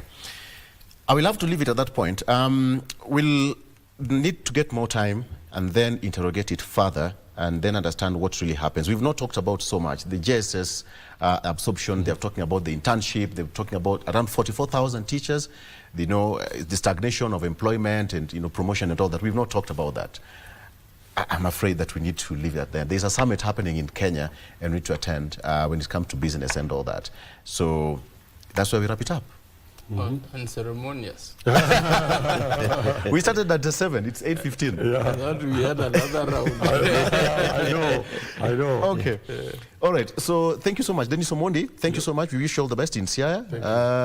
Wanasema ulapdogi chweri, if you know what I'm saying. Oh yeah. Yeah, something is happening in Siaya. Yes, what is going You want to go for what? Governor? Yeah, no. I'm running for Senate. Yeah. In 2027. Remember this name, Dennis Omondi is going to be the next senator of Siaya County. Very good. Remember that. That's great. Wish you well. Thank you so much. Thank you so much. Oh yeah. And Wakili Gibson Gesore, asante sana. Mwalimu, wish you all the best. And keep fighting. Thank you. Keep fighting. I'm very sorry for being late because of the many trains. Things are very bad in the road. It's okay. It's good you've made it. Thank you so much. Okay, let's cross over to Regina. Regina, give us an update. The Connected Africa Summit is happening at a time when we are talking about industrial strikes. We're talking about the conversation we've had here with Mwalimu, but business has to continue. There's a lot of activity there. Regina, give us an update.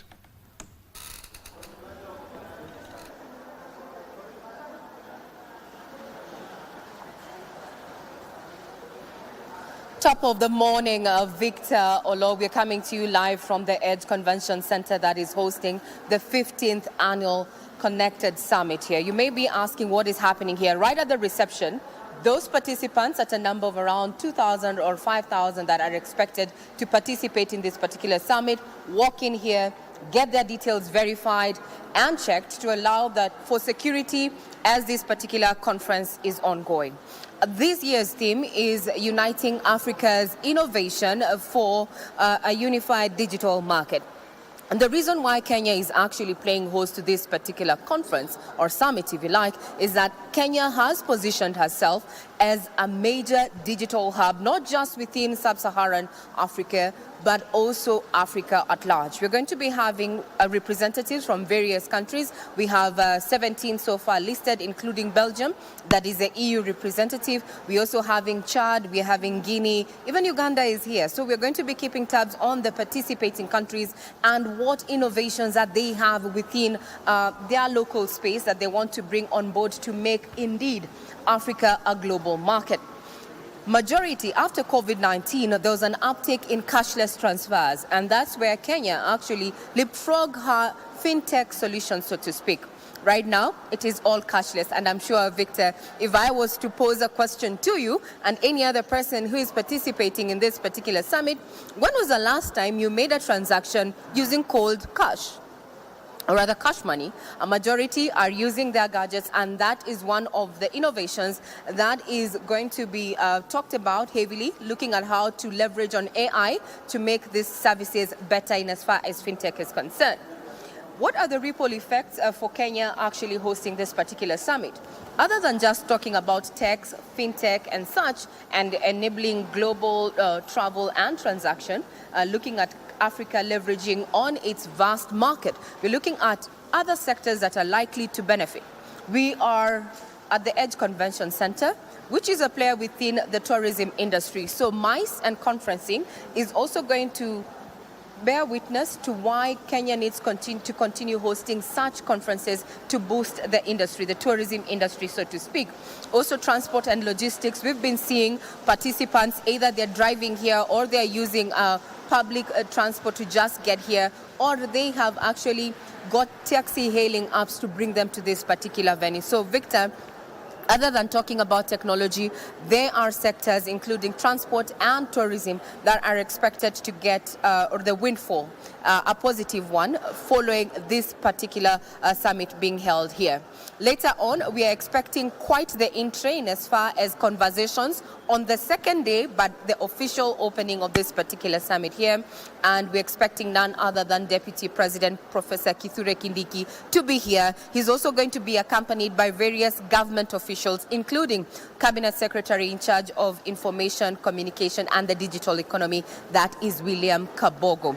Further on, we're also expecting the Prime Cabinet Secretary, Musalia Mudavadi, to just also have a conversation in regard to how Kenya is ready to leapfrog her innovations to ensure not only it is open for business, but also local businesses can scale, leveraging on technology. We're going to be keeping tabs on that on day 2, which is the official opening of this particular summit, and bring you up to speed with the conversations and the decisions that are going to be made by policymakers to make indeed Kenya not take advantage of the global economy and Africa, for once, a digital market in a global village. Now we take a short break, but when we are back, Mike Megwe is going to be taking up the rest of the programming. I'm Regina Manyara. See you in a while.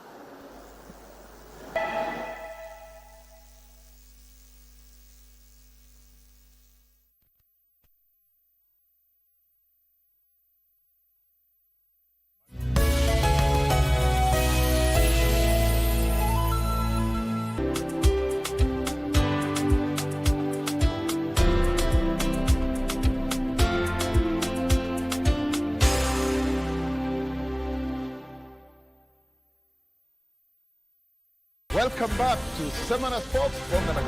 Semana Spokes is the platform where Wananchi engage, query the government, and the government responds. It's your time to be informed. Don't miss Bonga na Gava every Thursday at 8 p.m. only on KBC Channel 1. Semana Spokes. I guess I'll just become a mute. Son-in-law?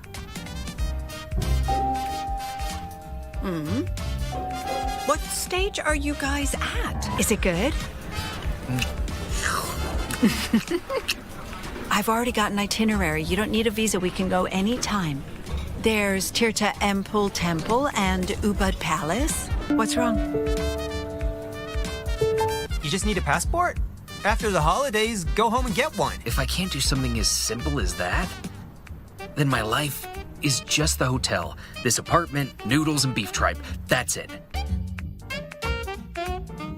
In a world where news is ever-changing, staying informed is more important than ever. Join us every week on News Check, your go-to show for the latest in current affairs, breaking news, and in-depth analysis. A warm welcome to KBC News Check. From politics to global events, we bring you content that matter to you. We're not just speaking about the governance and how we want to see it, but want to actually participate. Get your facts, hear from the experts, and really understand what is happening around you. We need to change our system first. You have to do the impossible Yes. to make sure the message is home. Stay ahead, stay informed, stay engaged. Will these people, everybody agree? Just listen to me. Let's give him a chance to clear the air. Catch News Check every Tuesday and Wednesday from 10 a.m. to 12 noon. Only on KBC Channel 1. Looking to advertise on KBC? KBC announcement services are now available on eCitizen. Visit kbc.ecitizen.go.ke and fill out the online application form. It's simple. 1. Complete the form. 2. Upload required documents. 3. Receive a quotation based on word count. And 4. Get notified via SMS when your announcement is ready. Please note, clearly indicate the type of announcement, service station, and all relevant details. 2. All applications must be made online only. Manual submissions will not be accepted. And 3. Announcements will air after news bulletins. For assistance, reach us on email ecitizen@kbc.co.ke or use our social media handles, Facebook, your Facebook account, and X at your X account. Or you can call us on 0723-892-654 or 0734-780-124. KBC announcements. Simple, fast, and digital.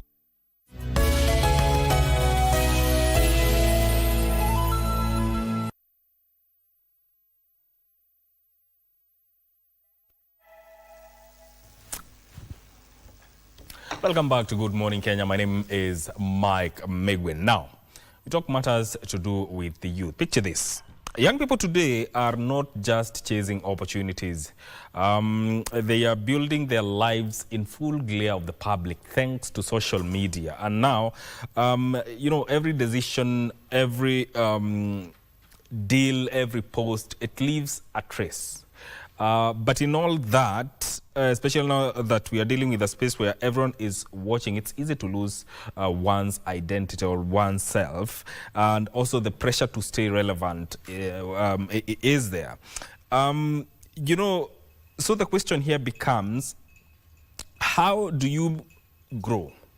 How do you make sure that you can protect yourself and still stay true to who you are? And talking about matters to do with integrity, which is why that forms the basis of our conversation today. We are looking at how we can future-proof the youth in building a brand with integrity. And for that conversation in studio, I'm joined by Mbogwa Mombi, who is a life coach and an author. Karibu sana. Asante sana, Mike. How are you doing this morning? Glad to be here. Very well, thank you. Yes. A lot of rains, we thank God for the season. Naradi kubwa sana. Naradi kubwa sana. Wow, glad to be here. Yes. So let's get into the conversation. Yes. When we talk about building a brand with integrity, especially for the young people, my first question that comes to mind, are the youth the architects of an integrity-based future? That's a very good question, Mike. I think one of the things we must appreciate is that, first and foremost, all of us as human beings, we are created, we have the potential, we have the ability to be great brands in this life. Yes. And of course, one of the pillars of a great brand, whether at personal level or corporate level, is integrity. Yes. And I think one of the biggest challenges that we have today, it's really, number one, I think the biggest problem is a matter of self-awareness. And we have many people, youth included, yes, who, because of lack of self-awareness, seem to be pulled or pushed by the world. You mentioned the social media. And I think the first thing that we need to appreciate, or the youth need to appreciate, is that all of us have the ability to lead a life that you specifically desire. We have the ability, trust me. We have, because we are created with that.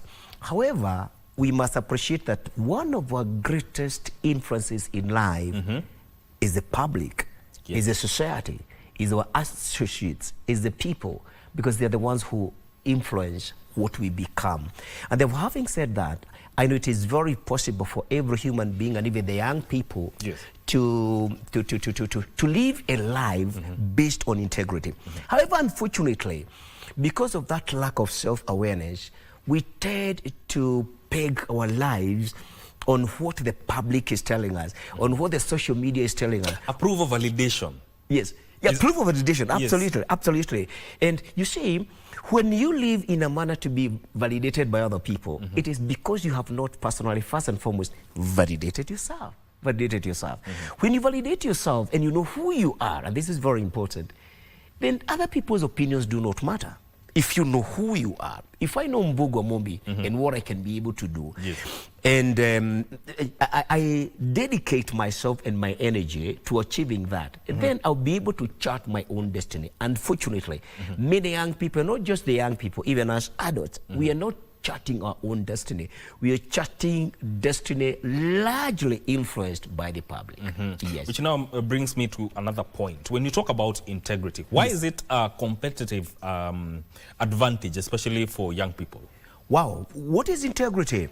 Integrity comes from the word integral.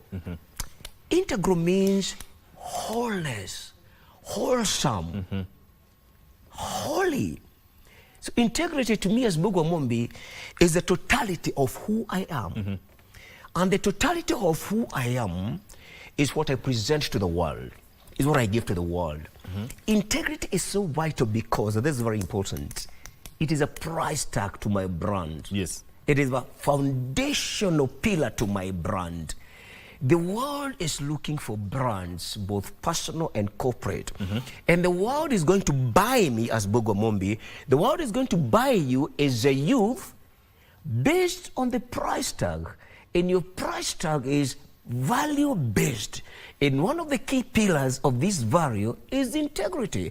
So integrity is something I hold so dear to myself because I know this is what is going to be one of the biggest contributors of the legacies. We want to tell young people this, believe you me.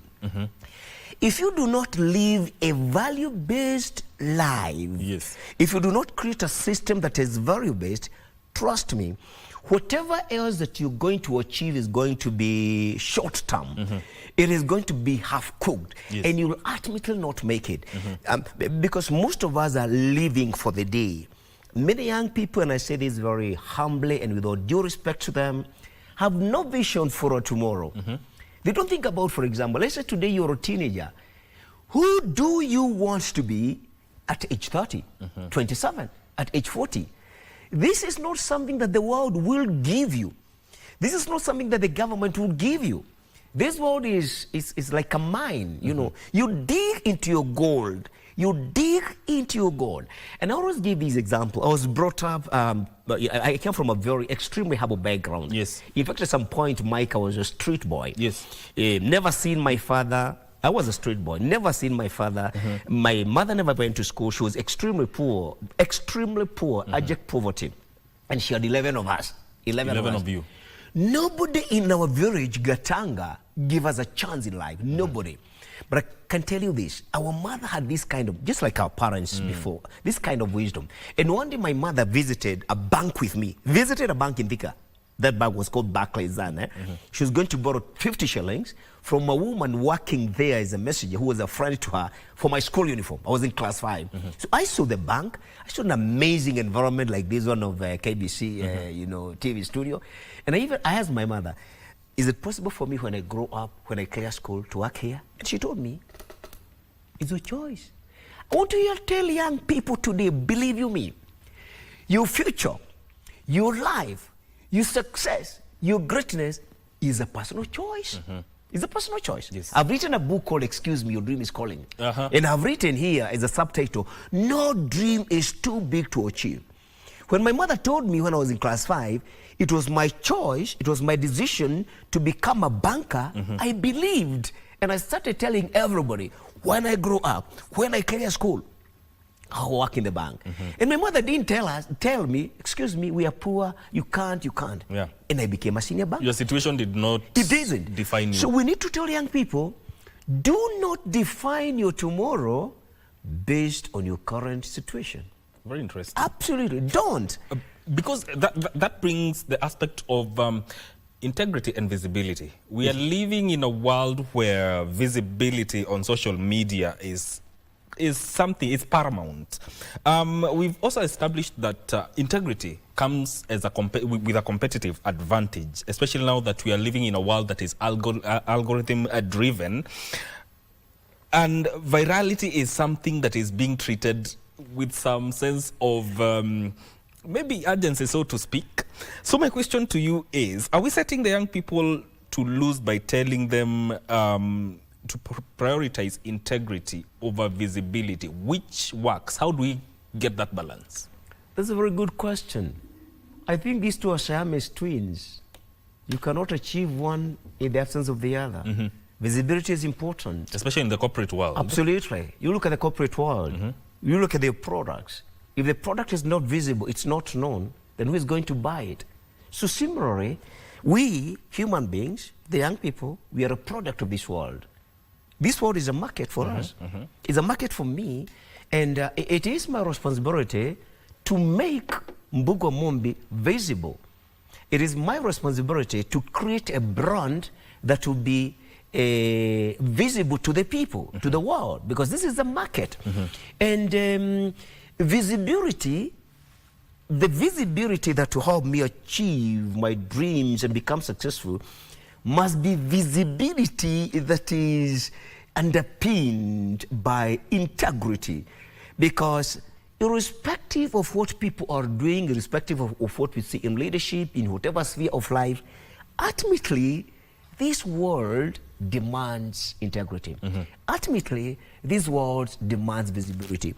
And therefore, as young people, we need to have a balance, you know, an optimal balance for visibility and integrity. Because like you said, yes, today we're living in the world of the social media. Yeah. And whatever I put on social media is erasable. 10 years down the line, somebody can pull it back to me. Yeah. And one of the things that you must appreciate and tell young people is this. Today, organizations, if you go for an interview, a job interview, or an interview for whatever opportunity, one of the areas they are looking for is your social media character. Absolutely, without a doubt. They're looking for your social media character. And I know many people, because I've been in that kind of consultancy, I know many young people are losing great opportunities in this life because of what they're posting in their social media platforms. Yeah. It is for very, very important for young people to realize something. Please become this. I want to say this, which is powerful. Let the young people, let myself, consider yourself as an institution. Just like, for example, Kenya Broadcasting Corporation. Yes. Make yourself an institution and regard yourself as the CEO of that institution. My name is Mbugo Mombi. I'm Mbugo Mombi International, Mbugo Mombi Company Limited, Mbugo Mombi, and I'm the CEO of that company called Mbugo Mombi. For real, and I'm very honest about this. Yes. And every day I'm very intentional about building the consultancy, building the company called Bugomombi. Because the value system that I need to create is what the world needs, very important. I even tell young people, I even tell employees, don't think your employer is responsible for your career and professional growth. Be responsible for your own career development. So having said that, therefore, then, it is very, very important, because we said integrity is the wholesomeness. Yes. That when people go to Bugomombi's social media platforms, when people listen to Bugomombi, when people interact with you, wherever you are, in church, in the public place, in the pub, wherever you are, they see a consistent brand. A brand they would want to be associated with. This is very, very important for our young people. And also need to tell young people this, Mike, which is very important. God created us already with the potential and the ability for greatness. Oh my God. That is very powerful, and it's a thought for introspection. Introspection. Absolutely. You have to look at yourself from within. And also, you know, integrity, I also think it goes hand in hand with authenticity. Authenticity. Because people out here, especially now that we are living in the age of social media, are quick to demand authenticity and call out anything that looks stage managed. So where is the line between intentional branding and manipulation? That's a very good question, Mike. You may think you're creating a brand through manipulation, because number one, you probably don't understand what branding is and what is a brand. That's number one. Number two, you cannot create a brand before first you have self-awareness of who you are and your ability, because brand is character-driven. Brand is character. Brand is character. In fact, when you're talking about a brand of any institution or a human being, we're actually talking about the character, nothing else. What is the character of KBC? What is the character of this? What is the character? Nothing else. When you're talking about the brand of an individual, you're talking about their character. However, there are those who think we can manipulate our brand, we can fake it, we can be able to deceive the world. Yes, we can do that for a while, for short term. But the truth is, any enduring brand, personal or corporate, must be authentic. And ultimately, human beings, you clearly tell almost instantly, that brand is not authentic. That brand is fake. That brand is illusionary. And you see, along the way, it is going to affect you. It is going to affect because, number one, the world or people lose trust in you. They see you as fake. And for you to be able to restore this trust in future is going to be a very, very high task. It's going to be a Herculean task. So therefore, one of the things we need to appreciate, Mike, is this, and let's tell young people this. Young people, I beg you, be patient. Be patient with yourself. Be patient with yourself. Don't look for quick fixes in life. Don't look for shortcuts in life. These shortcuts ultimately will be very, very long cuts in the wrong direction in your life. Be patient. I have realized that patience redefines situations. And patience adds authenticity and reality and truth. Let's be patient. You've said something. Patience redefines situations. Absolutely. It redefines situations. I'll give you an example. When I did my high school, I didn't go to the university. I didn't. I missed university by 2 points. And to me, I thought not going to the university is equal to being a failure in life. I thought, honestly, university equals money. University equals, you know what I mean? You know what I mean? Highway to getting a especially job. in those days, Yes. you know, every parent would have, my son, my daughter is in university. So we equated university to success in life. Yes. So when I didn't go to the university, actually I wanted even to commit suicide, for real. I attempted. Because I was a very bright boy. Ask me till today why I didn't make it to the university then. I have no idea, trust me. I was an extremely, extremely disciplined young man. And you see, my mother told me, my mother, Mumbi, told me, let her rest in peace. She told me, God has, there must be a reason God created you. Yes. And God has many doors. This is another priest who told me that. Sometimes you view life linearly, as if there is only one door to success. So this priest told me, God has many doors.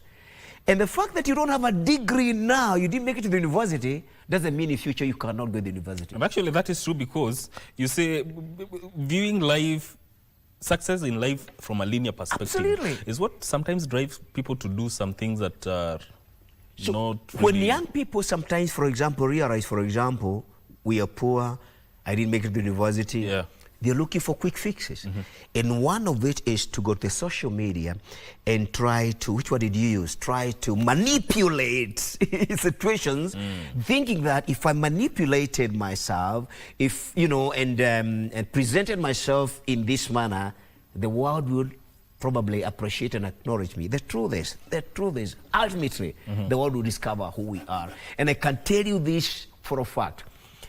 Nothing else defines you more than your character. And one of the things that we need to tell young people is this, trust me, greatness is already something inside you. And I always use this example. And I have a lot of respect for education. I have a lot of respect. Today I have a doctorate degree, and all my degrees have been done when I'm working, you see. So there's still a future. The best in your life, if you're listening to us, the best in your life still lies ahead of you. Trust me, there's nothing you have lost. You know, it's like the crops that we plant. You plant beans, you harvest it in probably 3 months. You plant an avocado tree, the first crop is probably after 3-4 years. So we are different also. Maybe my success probably will come at a certain age, maybe 18, 20, maybe 25. And one of the things that is extremely important for young people to know is that please don't compare yourself with others. Even for us, adults. Don't compare yourself with others. When you compare yourself with others, you try to do a catch-up game with them. And though this catch-up game, what will happen, believe you me, you will end up being into habits or situations that will destroy you ultimately. Talk to many people today, young people today, they're telling you, and I've spoken in schools, many schools. For example, between June last year and now, June last year now, I've spoken in over 30 schools, particularly in Wagatanga constituency. And this is the feedback I get from young people. Number one, they're very frustrated. They are giving up. They have very extremely low self-esteem. They have challenges in relationship, especially, which is an emerging big issue, which is the same-sex relationship. They have challenges with drugs. But to them, primarily, the problem is unemployment. And I need to give this message to young people today. Because we have been dogmatized. We have been radicalized. We have been enslaved in our mind and colonized to believe success equals a job. It's absolutely wrong. The biggest challenge facing young people today is not unemployment. So what is it? The biggest challenge facing young people, and I was a young person, is the belief that you went to school or you were born to be employed. That mentality. I don't know how we can be able to change this, shift this paradigm. Has that affected how young people now package themselves in terms of branding themselves? Has that affected them in such a way? Absolutely. It has affected them. It's like a belief that, believing that I must be employed for me to succeed or to get money or to have a good life. Yeah. Our lives are primarily driven by beliefs. Whether these beliefs are true or not, if you embrace a belief that is not true, but you don't know it is not true, it becomes your reality. And it is going to influence your life as if it was the truth. This is exactly how the youth are being influenced by lack of employment. Our mothers, our teachers, the church, our leaders, our politicians told us, and I'm not here to say they were wrong. And you were told this, Mike. Yes. Go to school, study hard, get a good job. You're not told to be a problem solver. Absolutely. So, largely, our people have become consumers rather than creators. And I tell young people, and I thank God I left employment. In fact, at my prime and fairly young. Because I realized with time, in fact, after writing this book, Excuse Me, Your Dream is Calling You, I thought I was writing this book for people, to change people. But I was the first victim of this book. It changed my thinking. And I realized we are bigger than we ever think. We are bigger. Because, let's be honest, God doesn't have two races. A race to employ, a race for employers, and a race for employees. God doesn't have two races. That God conceived you, created you, and you were born here for you to be an employee. God conceived me, and I was born and brought into this world to be an employee. No.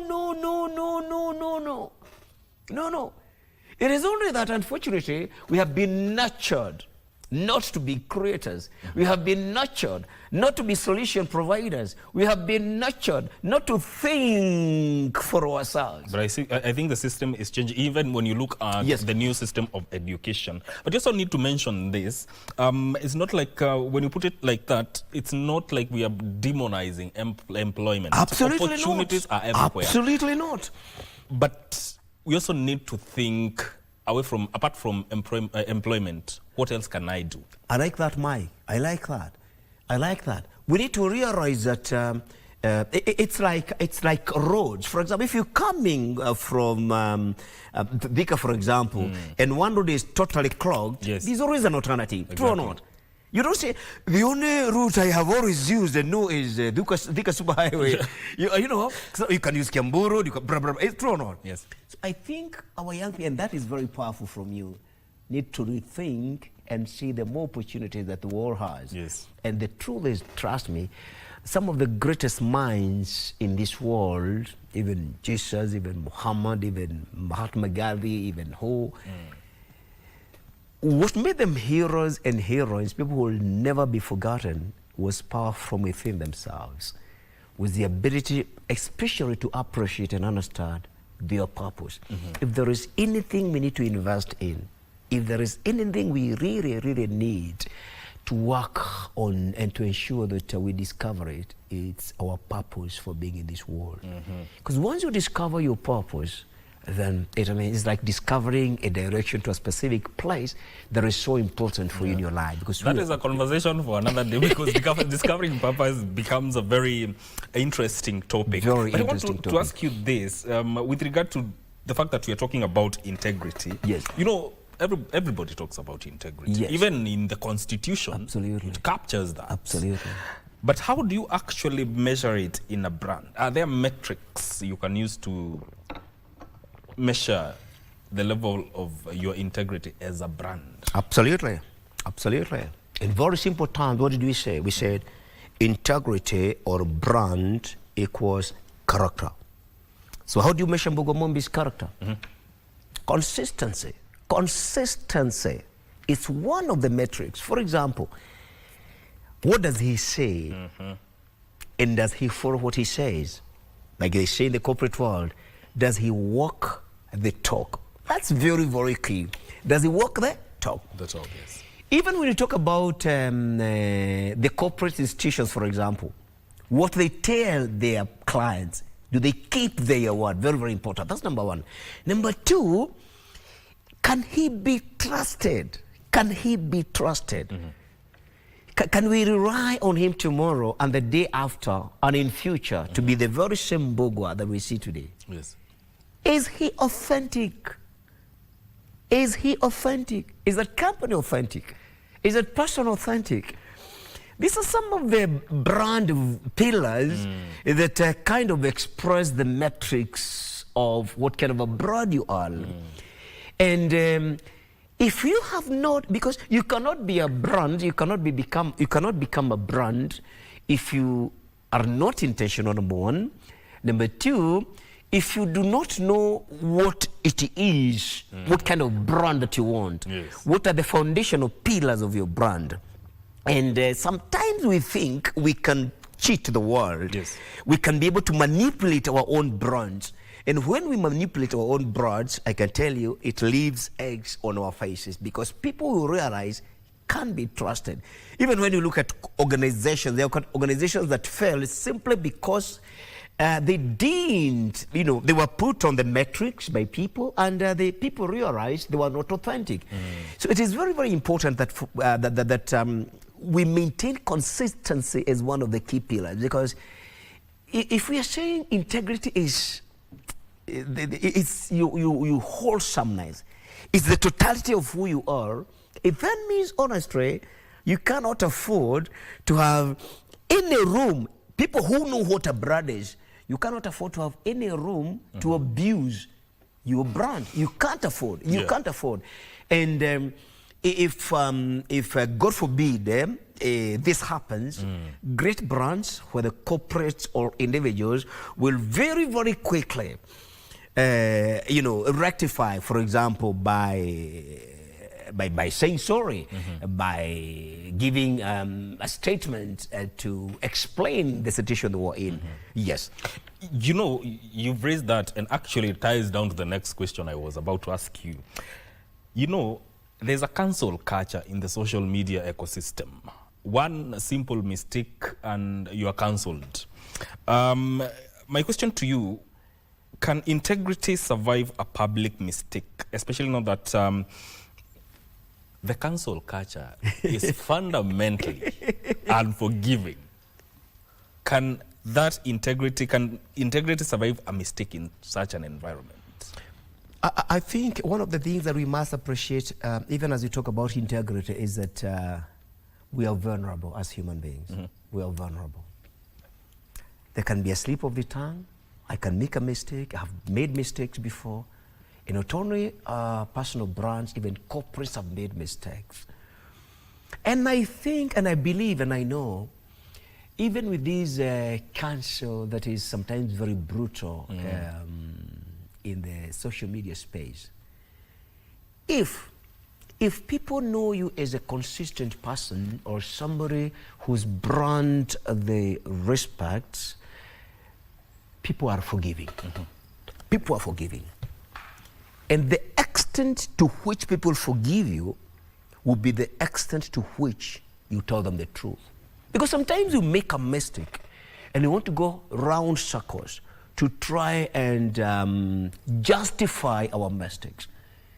And trying to justify a mistake is like a brand trying to see the market as foolish or as a fool. And the market is wise, and the market knows, and the market knows you. And therefore it is a very, very big mistake for human beings that make a mistake and they still want to sustain their brand, and then they want to give excuses for their mistake. I think what the social media can't forgive largely is an excuse. What the social media can't forgive largely is lack of accountability.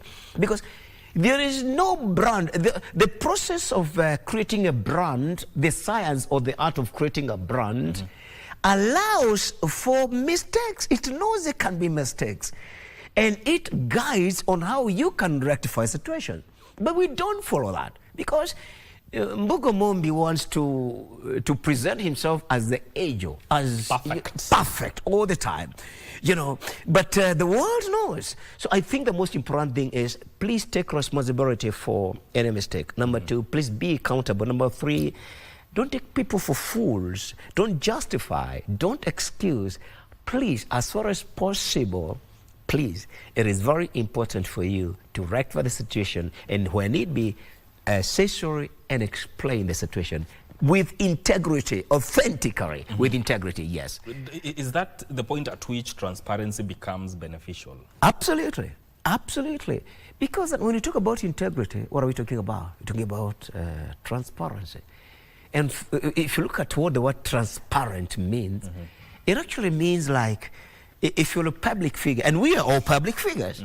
We are all public figures. A public figure doesn't mean someone who is, I mean, in social media, blah, blah, blah. We are all public figures because we deal with public.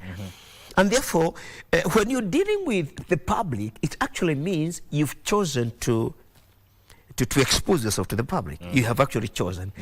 And to choose to expose yourself to people means you want people to understand you. It's like you're removing your clothes and you want to be naked in court, and you don't want people to make you feel embarrassed. If you have chosen to tell the public or tell people who you are, then you must be truthful because they'll judge you based on that. So transparency is absolutely key and fundamental. Yes. You're a published author. Yes. Is your work mostly motivational, or what do you It's largely motivational. My work is largely motivational. My first title is Excuse Me, Your Dream is Calling You. My second title is Vitamins for Success. Vitamins is how the human mind works, how you need to ensure that you see what gets into your mind. Vitamins for Success. This is for students becoming an A student in life. It is character as well as academic excellence. But very recently, I published one in my own vernacular in Kikuyu called Mayagai. Mayagai means God's truth. And below the subtitle is Manoyo Egitruta Modo Okoboini. Only the truth will set you free. It's largely about our culture. Yes. Yes. Talk to a youth who is watching you about matters to do with them. Building a brand that has integrity. Very, very important. First and foremost, you see, you cannot be able to shoot at a target that you never aimed at. Number one, if you can listen to me, number one, please believe in yourself. Please believe in yourself no matter what. Not your level of education, not your region, not your tribe, not your family background, not your financial, not your... Please believe in yourself. And you were created by God with this belief. That's number one. Number two, have a dream for your future. Decide today who you want to be in 5 years and in 10 years. Actually, in my book, one of the things that on page 59 that I keep is something called a personal strategic plan. A personal strategic plan. You see, God is like the universe. When you cry to the universe, when you cry to God with total sincerity, with integrity, with transparency, the universe, God delivers. It's like when you plant a seed in the fertile soil, it will naturally grow. Have a dream. Do not live a directionless life. Remember, you're the captain of the ship called your life. Very, very important. And please don't use your current challenges, whether drugs, whether addiction, as a determinant of who you can be tomorrow. We have been there, and let me tell you the truth, we made personal decisions. And life has been different. Mbogwa, Mr. Mbogwa, asante sana. Thank you very much. That was a very interesting conversation that we had. Thank you for the regarding building a brand with integrity. Absolutely. I've been speaking to Mbogwa Mombi, who is a life coach and author, regarding matters to do with future-proofing the youth on matters of building a brand with an integrity. Now, this conversation ends now, but do not go too far. I'll be back with yet another conversation, and this time around we are focusing on matters health, because today is Health Tuesday, and we are having Dr. Caroline Mithi, who will be talking to us about matters to do with diabetes. Stay with us.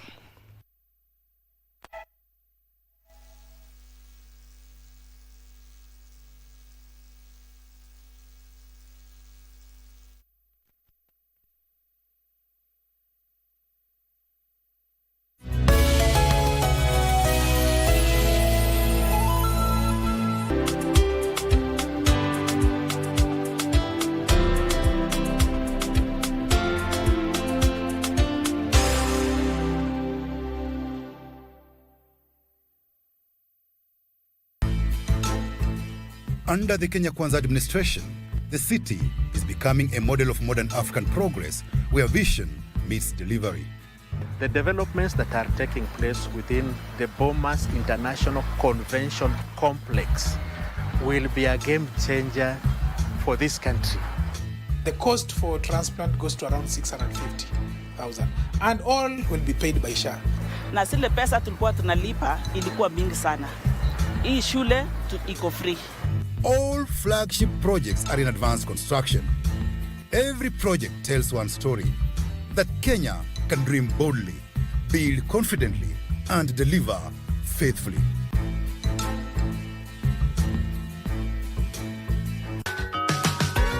Tunajidai na lugha sanifu ya Kiswahili. Leo twashiriki, njooni mwenda sisi. Sanaa ya Kiswahili leo imetufikia sisi. Ni heri nikose usingizi baadaye kwa kuhitimu kimasomo. Adhabu kali inapowekwa pahali popote pale husimama kama funzo kwa wahalifu wengine. Unda majina mawili kutokana na vitenzi vifuatavyo. Ridhi. Tunapata mridhi. Tambua kishazi katika sentensi hii. Mbuzi walioibwa jana wamepatikana salama. Tambua kishazi. Naona Maria uko tayari. Walioibwa. Walioibwa, ametuambia walioibwa.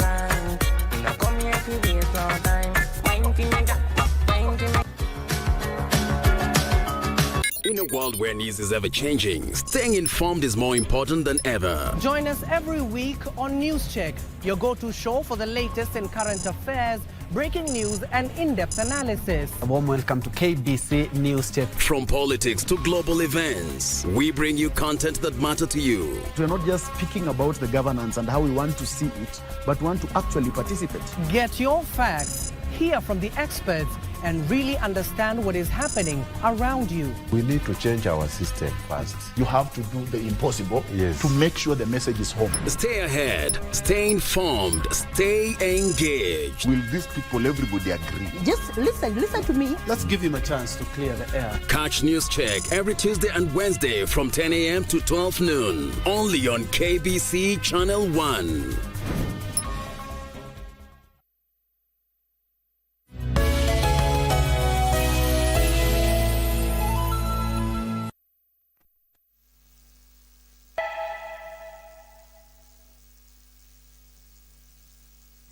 Welcome back to Good Morning Kenya. Before we talk matters Health Tuesday, I want us to cross over to the EDGE convention where the Connect Africa Summit is happening, and today is the opening ceremony where the Deputy President Kithure Kindiki is expected to go and officiate the opening.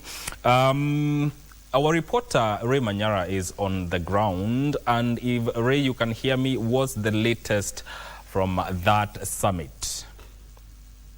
Okay, I'm informed that we shall be getting back to that later on. Now, let's get to matters health. Today, I want us to talk about matters to do with diabetes. You know, the silent signs that you may ignore, because when you look at diabetes, managing sugar levels is more complex than it appears, and I think it transcends just changing your diet. So we want to explore that with none other than Dr. Caroline Mithi, who is a consultant physician and endocrinologist at Kenyatta University Teaching, Referral and Research Hospital. Karibu sana. Thank you, Mike. How are you doing? I'm good. Thanks for having me. Karibu sana. You know, it's one thing to have visible signs, and it's another to have something that you are not even detecting. Yeah. So when you look at what we are dealing with, and one of the things that maybe contributes to these things is lack of even awareness on the signs that we are talking about. Yeah. So where do we start when it comes to these signs that I may ignore, someone may ignore? What is there to look out for? Right, so it will warrant us to start with the definition of what diabetes is. Yes. And diabetes mellitus is basically a state of chronic high sugars in the body where you have a lot of high sugar. So it is a hidden disease and you have to actively look out for. And some of the subtle signs is you're excessively thirsty, what we call polydipsia, you're just taking water. You pee a lot, that is passing urine, what you call polyuria. You're hungry, polyphagia, or just fatigue, whether you sleep 8 hours, you're waking up very fatigued. Some people may start wetting the bed at night, what we call nocturia, or waking up multiple times to actually go to the bathroom. And so it's something out of your ordinary. Some people may have blurry vision or tingling sensation on their hands. So it's not a direct case where you'd say I have diabetes. So it's these subtle signs of, oh, I'm peeing a lot, I'm eating a lot, I'm hungry. Some people will lose weight, especially for the type 1 diabetes patients. And some people will just gain weight for the type 2 diabetes patients. So you actively have to look at the signs, especially if you have a family history of diabetes. Yes, and that's the signs differ from one person to the next. Yes, they do. We'll get back to that. Let us cross over to the EDGE convention where the Connect Africa Summit is happening, and our reporter Ray Manyara is on the ground. Ray, if you can hear me, what's the latest from that side?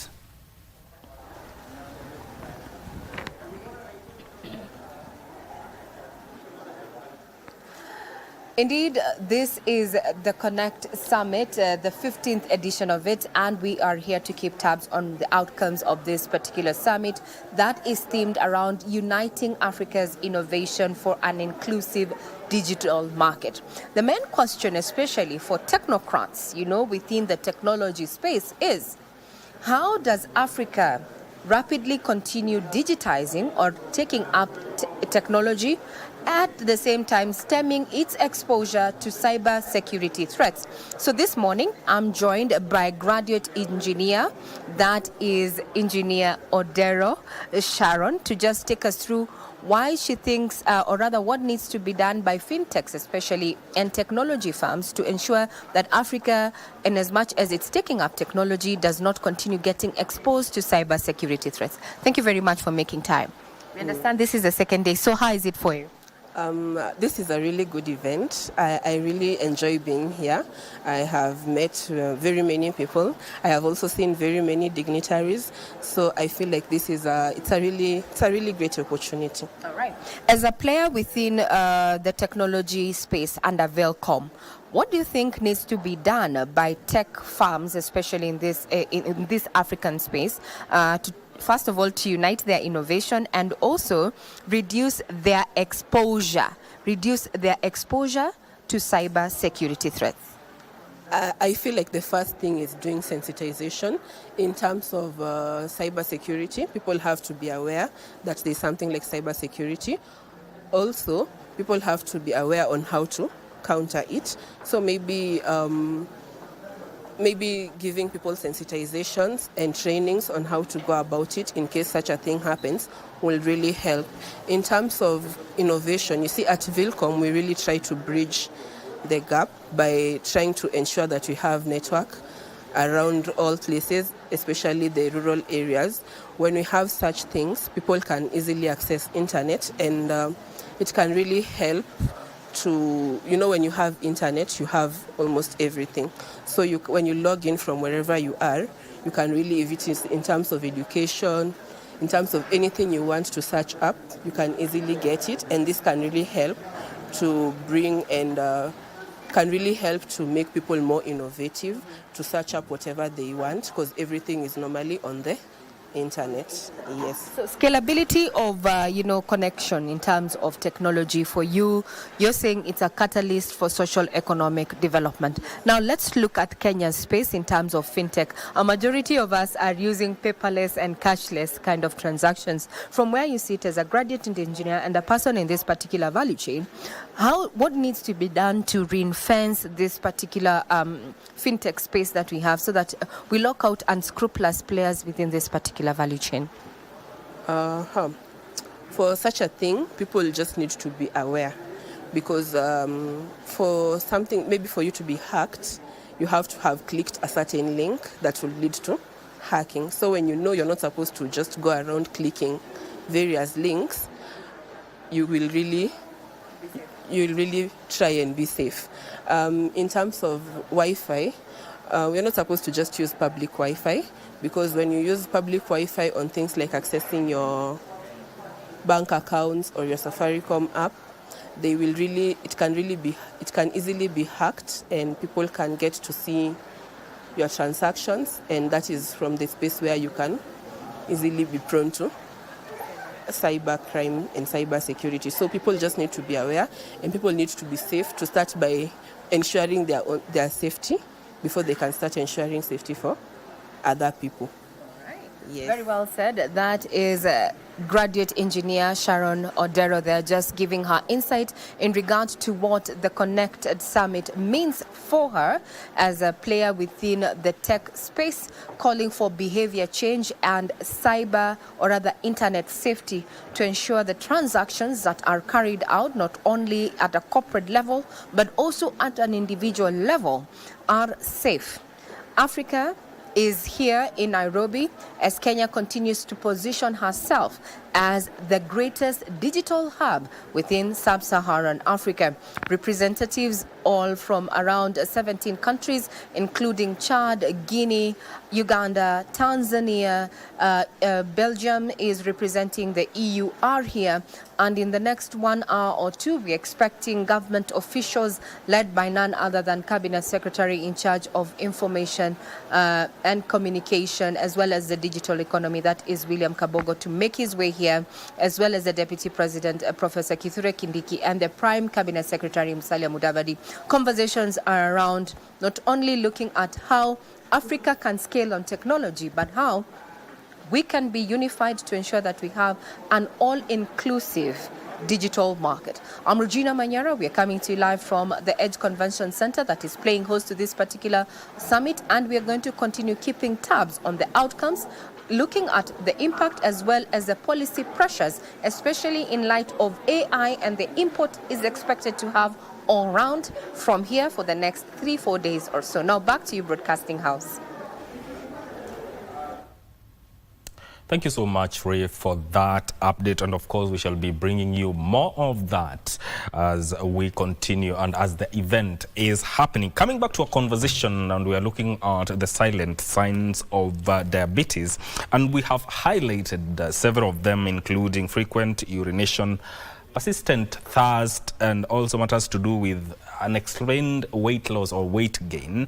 But then, Daktari, when you look at these symptoms, why do people normalize them? What are they mistaken for in everyday life? So many people miss them because they are taken as normal. So, oh, I'm thirsty, the sun is, hot, too much, so let me take some more water. But even if you take that much water, you won't be quenched. And so you find people even craving sodas because then they want sugar in their body. The other thing is, because it happens more in the older population, especially type 2 diabetes mellitus, people are known to pass urine quite often. Okay, one, because either you have prostate enlargement or you have weak muscles, and so you pass urine more. And so instead of thinking that this may be diabetes, you actually think, oh, it's old age.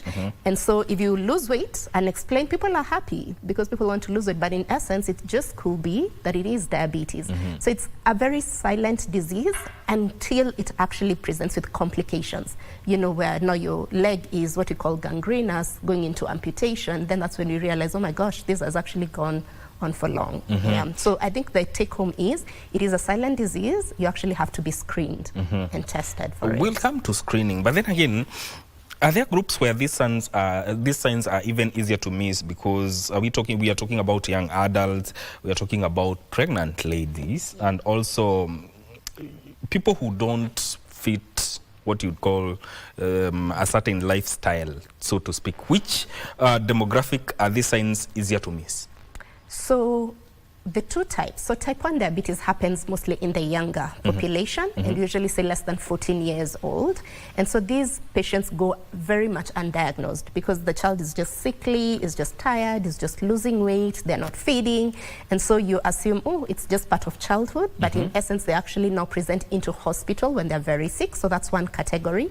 The other category is actually the older people. And also now there's what we call the latent autoimmune diabetes of the adult, meaning these young patients 20-year-olds, 30-year-olds who are now being diagnosed with diabetes. So before we used to say diabetes is a disease of the old, but now we are seeing even younger people in their 30s who are actually being diagnosed with diabetes. And so, And it's something that people need to look out for. For sure. And at what point do these signs now, the silent signs we are talking about, when do they become dangerous? And what are the red flags that should never be ignored? Right. So diabetes affects organs, and that is our feared complication. And it affects organs like the brain and can lead you to getting a stroke. It can cause a heart attack when it affects the heart. It can cause kidney failure, leading you to dialysis and transplant when it affects the kidneys. And it can also affect the nerves in the legs, leading you to getting amputations. So those are the feared complications. And also we have what we call microvascular complications, meaning very silent disease, like the eyes. You're having visual blurriness that then can lead to blindness. You're having numbness. You're having even sexual dysfunction in males, but also now we're seeing that in women. And so we have the big effects where you can see, like the stroke, the heart attack, the amputation, but we also have the very silent diseases or complications, like you lose your eyesight over time, you get kidney failure over time. And so to say that it is here and it's more common than we actually ought to think. We shall talk about awareness, but I want us to look at screening and early detection, because if the body whispers, you have to listen. You have to listen. So when you look at screening, when should routine diabetes screening be enough? When should it begin, and who should be prioritized? Okay. So if you've had a family history of diabetes, meaning someone in your family has diabetes, then screening should happen from age 35 and 40. And that means that you just go in and have either a fasting blood sugar check or a random blood sugar check or an average check of the sugar. If you have had diabetes in pregnancy, meaning you've had what you call gestational diabetes, then you're at a 30% risk of developing diabetes later on in adulthood. And so you have to do annual screening for these. Also sedentary lifestyle, because you're not exercising, you're a bit overweight, you're smoking, alcohol. So ideally, if you're above 35, you should have at least an annual screen, but definitely at 40, then you should be screened for diabetes. And here we're talking about type 2 diabetes that happens in the adulthood. Oh, okay. Right. Type 2 diabetes. And for someone who feels completely fine, haumwi na mahali, they think they are 100% fine, what would you say to convince them to still get screened for diabetes? It is a silent disease. By the time it's actually manifesting, you're almost very late, or 5 years late by the time the complications, and that's what we say, by the time you're presenting with a diagnosis of diabetes, it's actually going on in your body for at least 5 years. And that going on, the damage is actually happening. And so don't wait for you to feel unwell, because you likely will not, but then just go in and say, you know what, just do a random blood sugar check for me, which is, less than 300 or 500 in some hospitals, and it could actually save your life. And for someone who is watching and hearing this for the first time, maybe paint a picture of how that screening goes. Okay. So there is what we call a random blood sugar, where they just go and do a needle prick on either of the fingers, and they tell you whether you have diabetes. And so the figures are like this. So if you do a fasting blood sugar, you haven't eaten in the morning, and you go in and check, and we find that your sugar is above 7.1, then we likely have diabetes. Then if you do a random blood sugar, meaning you've just eaten lunch 2 hours after, and you come in and have a random blood sugar, it's just a needle prick, and it's above 11.1, then likely you have diabetes. But then to confirm, we usually do a 3-month average of the sugar, and that's a blood draw that you have to do from the lab. We call it the HbA1c test. And if it is above 6.5%, then you have diabetes. And so to diagnose diabetes, you either need either of the 3, but to confirm, then we always go for the average testing, because then this is a lifelong disease, if we may say that, or condition that you actually have to manage. So we have to confirm that you actually have it. Yes. And when we talk about diabetes, we mostly focus on type 1 and type 2. Are there emerging and overlooked types that people may not be aware about? And could you walk us through them and how they present how each presents? Right. So the common ones, like you've said, type 1 for the children. And this is because the pancreas is not producing insulin. There was a bit of destruction that happened and the insulin cells were killed. And so these patients need insulin for life. That's the children and the type 1. Yes. And then we have the type 2, which is above 40 years typically. We also have gestational diabetes. This is diabetes that occurs in pregnancy, especially after 20 to 24 weeks. And you develop diabetes because of what you call insulin resistance, mainly from the pancreas that happens and from the placenta. We also have other monogenic types, meaning in-between types. So we have LADA, or latent autoimmune diabetes of the adult. This is diabetes that occurs in these younger 20, 30-year-olds mostly, and this is because of some genetic abnormalities that happen. And with that, we also have what we call monogenic forms of diabetes. And so you'll hear someone say MODY, or monogenic forms, just because of a genetic variant. So as much as we know the two, the type 1 and type 2, there's also this in-between diabetes that we actively now look at, especially if you come in these age groups. So it almost behaves like a type 1, but phenotypically, or what people see, you're also a type 2. So it's almost like a mix. But now we've identified that it is this in-between.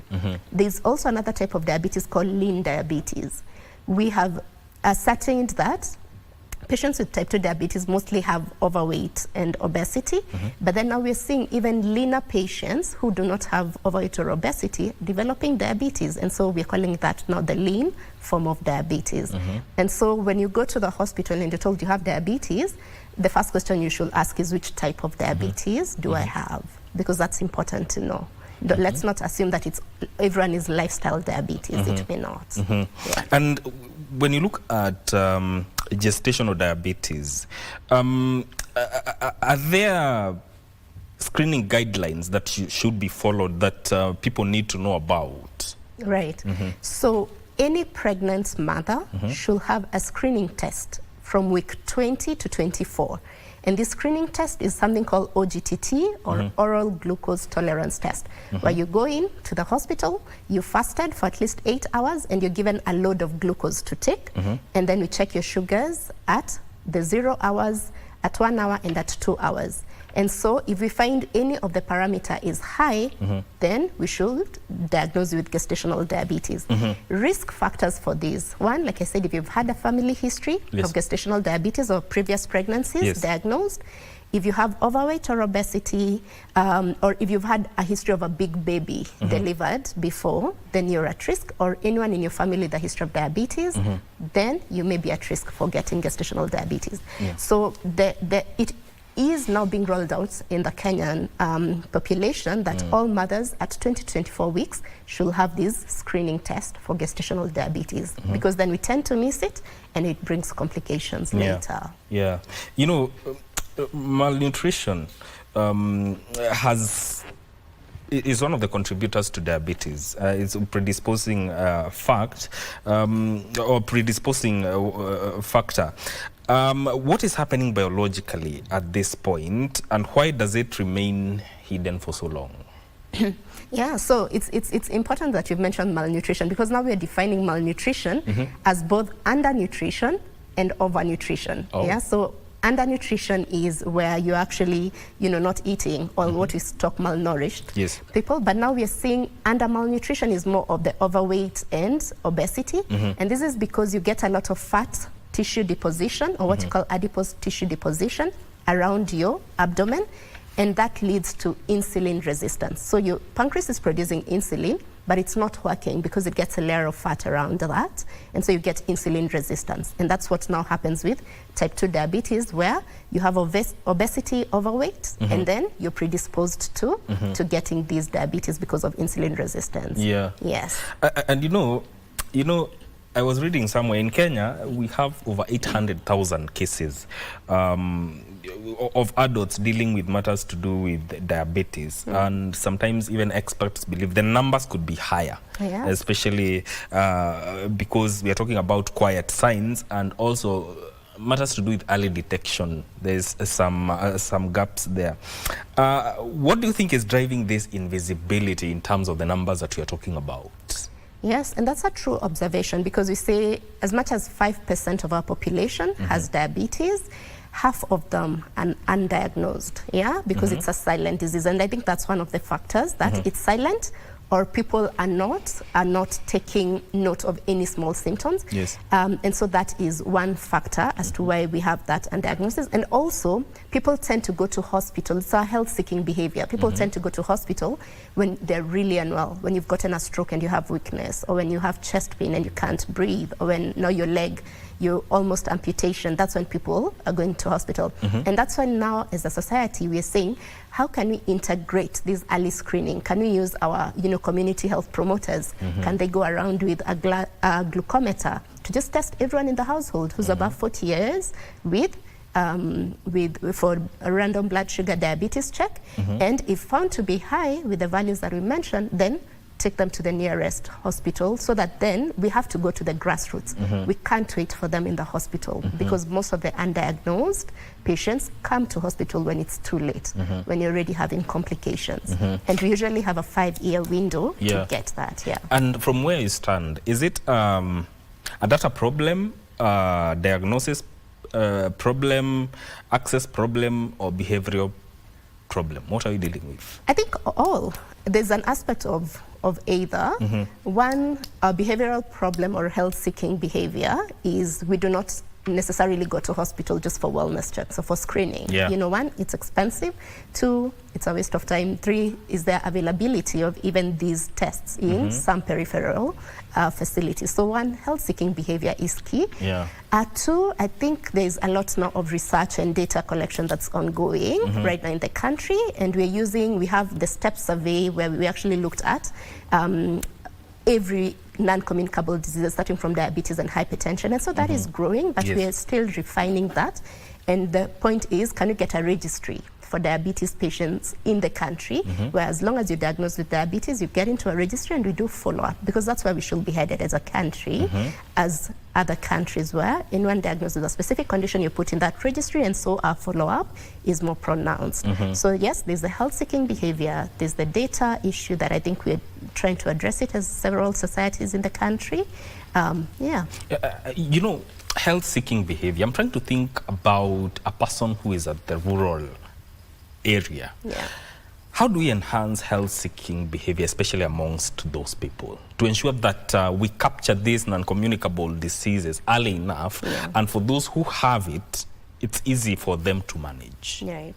We have to go to their homes. We have to get to the grassroots, And so, like I said, using the people on the ground, the community health promoters that we have, to go and do a test for that.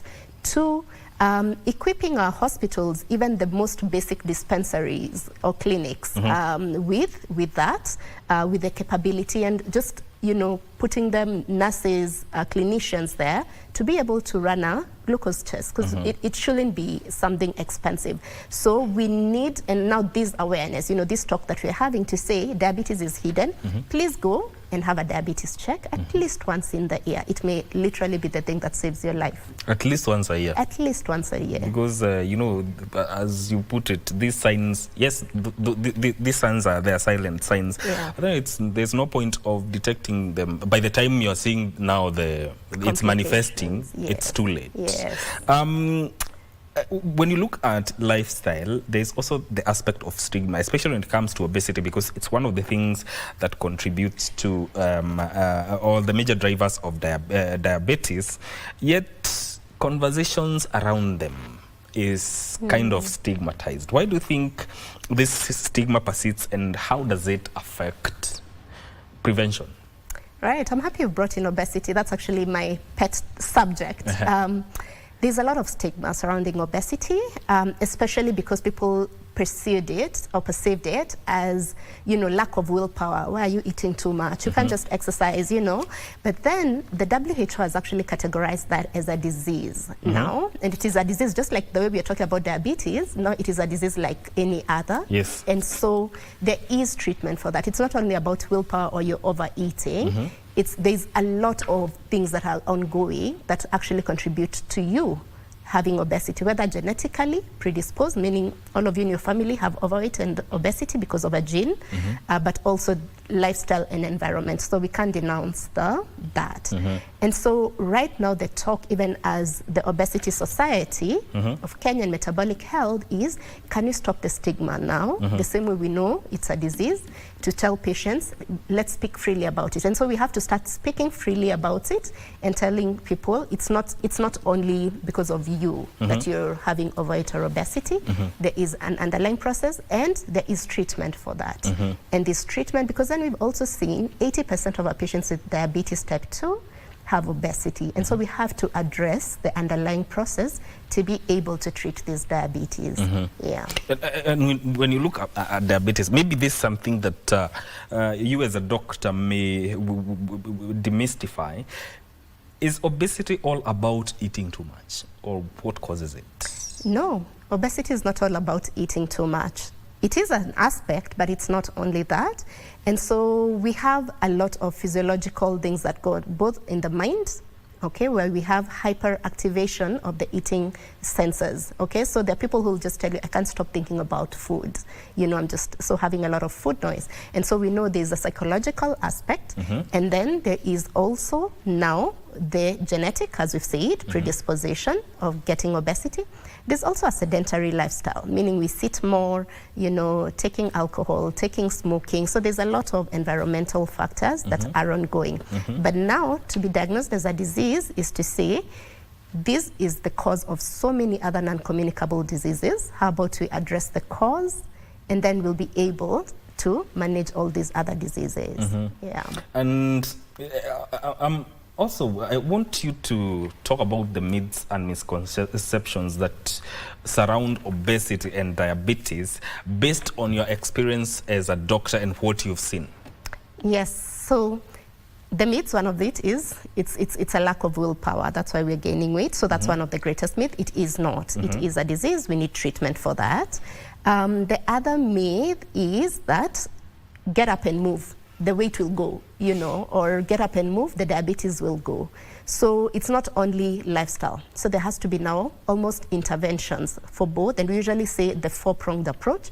So there is, yes, nutrition, which we call now medical nutrition therapy. So there's a specific you send to the nutritionist, or you come to us and we give you a meal plan. And here we are targeting a low-carb diet, so low carbohydrate, low sugar, low starch, and more protein and vegetables, okay?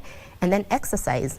Can you do at least 150 minutes a week? So that means, can you do at least 30 minutes every day of whatever form of exercise you can do?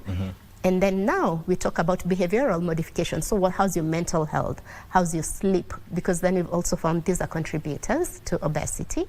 And then now medical therapy. So there is now medication, definitely for diabetes, but now there's also treatment for obesity.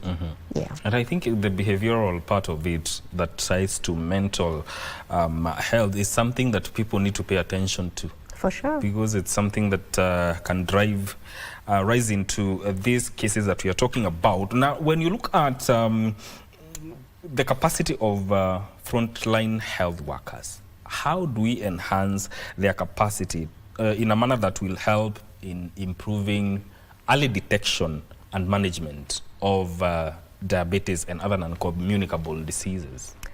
One is to realize that we have this resource with us. We have the community health workers. How about we arm them with, as much as we're giving them the blood pressure machine, can we also give them the blood sugar monitoring machine, which is a glucometer? We definitely have to be careful about hygiene, because you have to prick, get blood, and dispose all of the needles. But then it's an easy way to train.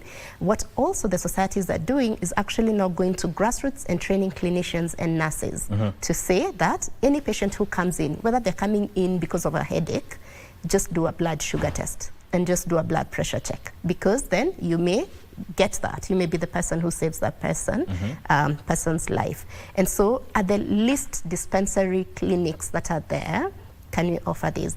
And also just the wellness camps that are held. You know, every year we celebrate World Diabetes Day in November. There are free checks. So that's why I'm saying at least once a year, have a sugar check done.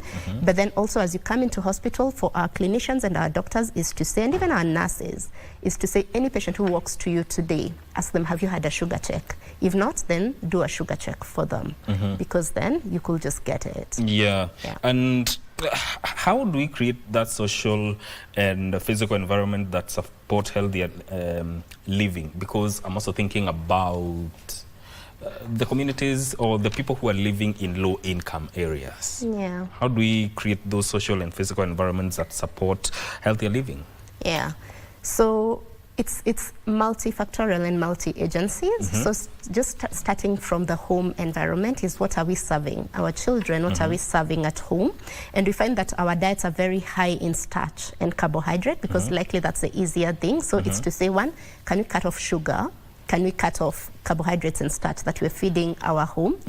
And then two is having schools around, if these children go to school, that having, you know, physical exercise, the PEs, that. But also, can we create parks and safe zones and safe areas where people can go and actually work out and play, our children? Can we not, can we have play areas where children can go and play football, but also can we have safe spaces like parks where we can actually go and walk? Can we improve the security? Because then we to tell people go exercise, but really they're not able to go anywhere, then we are limiting that. So as much as, yes, we can do something at home, but what is, you know, the population doing at a societal level, at a ministry level, at a government level to provide these? But I like the conversation now that's going on, which is the same as in other countries, of can we increase taxes on, you know, the soft beverages, and can we increase that on tobacco, on alcohol? Because then these are the contributors also of diabetes. And then can we offer, you know, subsidies on things that really matter in terms of eating well, more vegetables, more proteins, how's available for that? So it's a conversation that has to be held across multiple platforms, and not just at an individual level. We have to look also at a societal level. You know, I'm thinking about awareness and, you know, and the stigma that feeds into this, which is a much bigger issue. And then when you look at stigma, it leads to silence. Where are the biggest awareness gaps when it comes to these early signs, and how do we close them?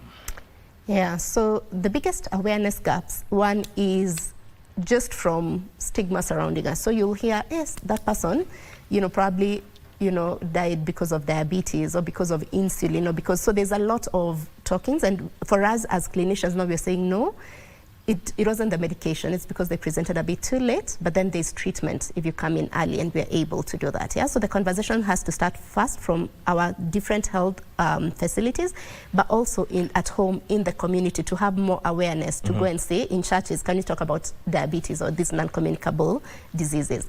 But also social awareness has to come also from the ministerial level, from the government level, but also each of us, if you've heard of diabetes, go tell someone, go get checked. That's a message for today. Go get screened for diabetes. Yeah. For anyone who wants to change a diet, how should they see it as a starting point of dealing or mitigating cases of diabetes, and even the signs that you're talking about that are silent? Yes. So the first thing is prevention, and then now treatment.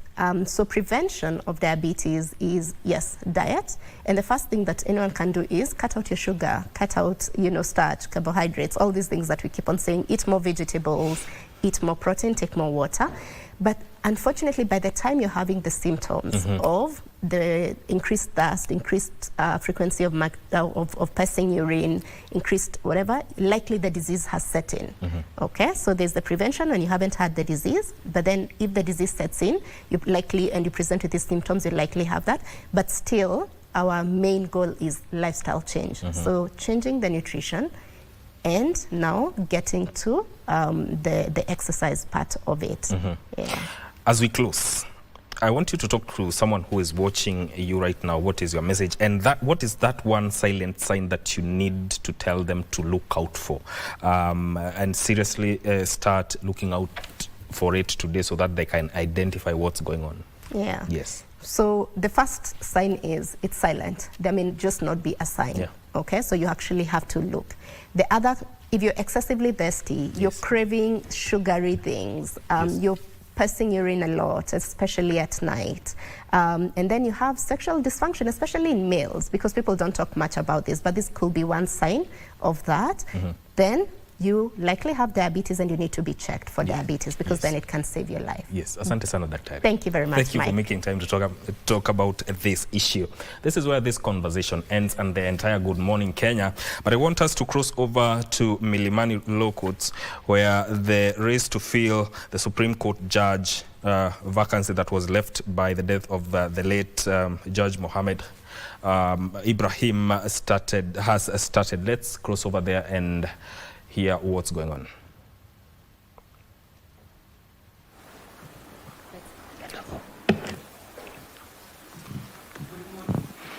Good morning, Honorable AG.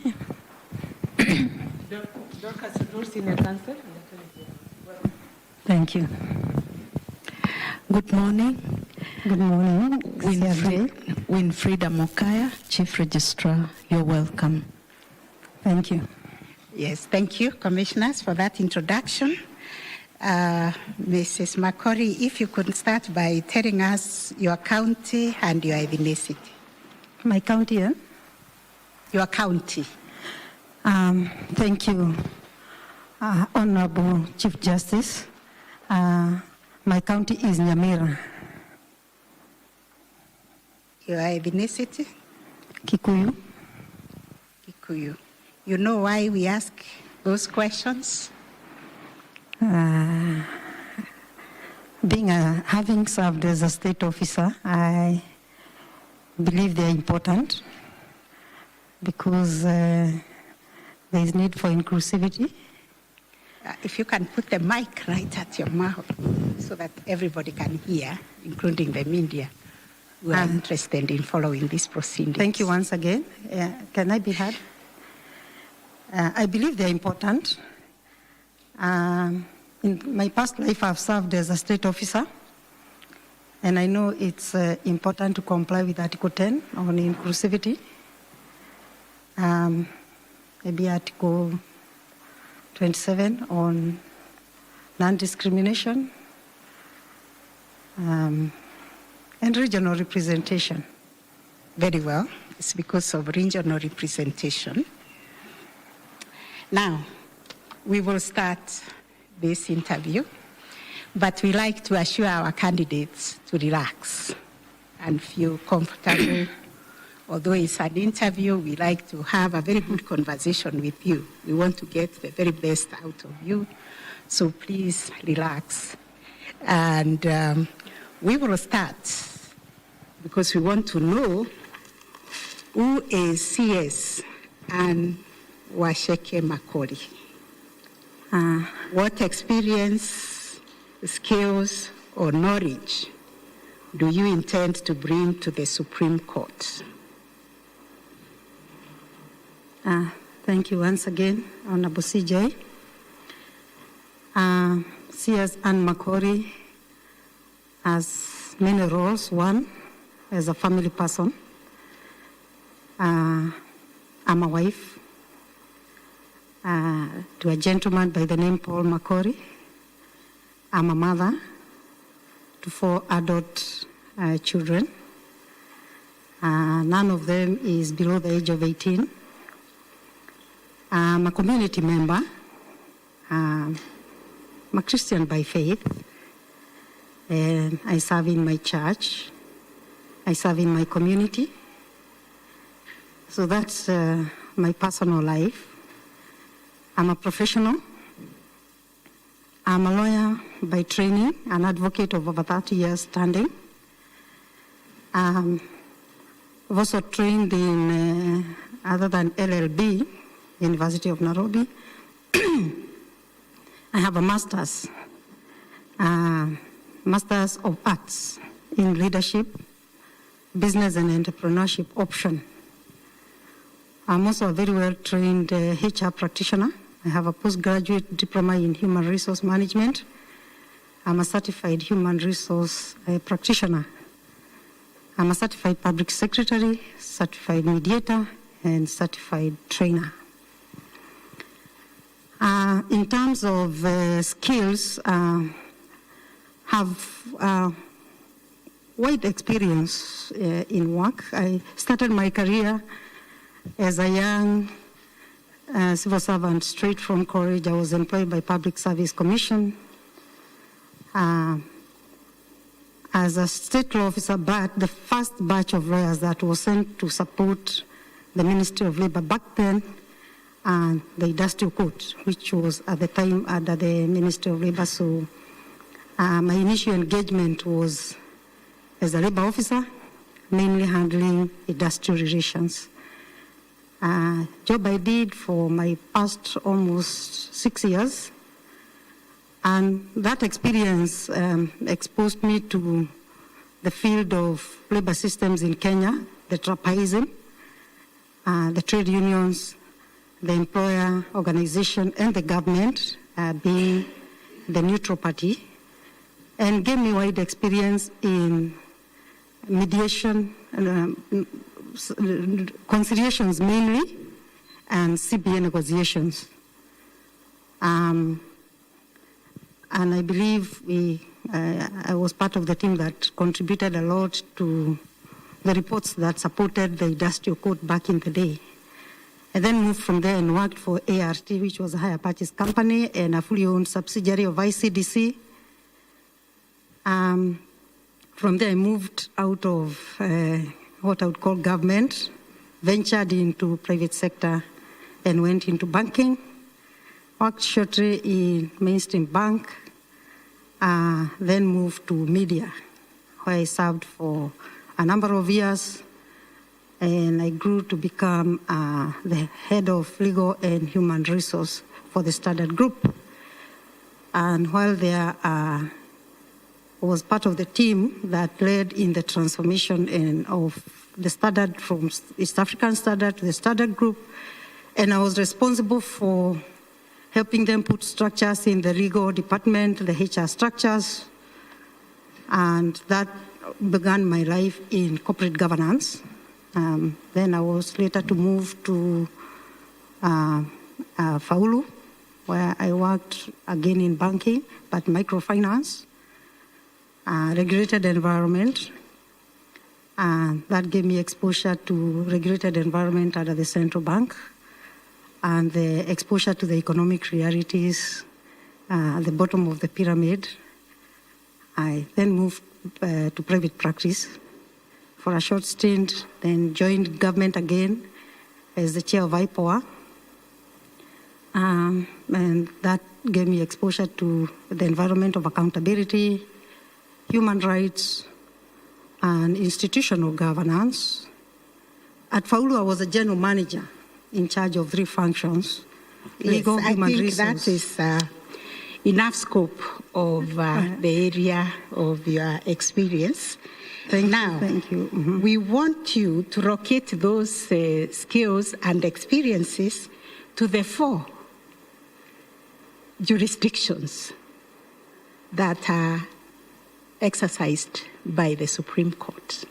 How are you going to bring that experience to bear to the nature of the cases that fall within the jurisdiction of the Supreme Court? Thank you once again, Honorable CJ. The jurisdiction of Supreme Court is anchored in Article 163. At 163.1, presidential petitions following declaration of presidential elections, that's an original jurisdiction. My experience in fact is, even though I've not handled a presidential petition, I've worked within communities. I serve in communities in other organizations. And therefore I engage a lot with communities and would be able to explain to the communities. If need be, a lot of the people on the ground don't understand how the courts work, and that's why you'll find a lot of emotions around the decisions of the court. So would be able to participate in doing outreach even before the electioneering period. Within the structures, of course, I realize judiciary has started doing dialogues, having held one, I think the first one last year. So within the structures that can allow me to do that, I would be able to do that. And of course, as a judge, participate in constitutional interpretation and in dispensing the issues. I'm aware there have been 3 petitions, all of them with different learnings, and therefore I would also benefit from that. Supreme Court works as a college of judges, so I would not be alone. I'll be able to participate in that. The other role is hearing the appeals from the Court of Appeal and also from tribunals, depending on whether there is legislation to that effect. Another 163.4 as a right from Court of Appeal, and any matter that is certified of public importance. I've worked in IPOA, the area of accountability, human rights, and therefore I have a lot of experience in issues to do with human rights and accountability. And all this experience really has given me very good grounding in governance. The other area is advisory.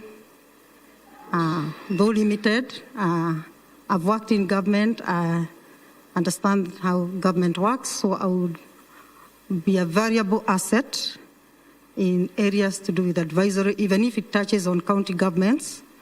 Having worked in a national government entity, you can't work without devolving the services that we carried out, and therefore we had offices at IPOA in all counties, and therefore I understand the devolved structure and the need to devolve the services further. The other area is state of emergency. Don't have experience on that. I would be looking forward to learning.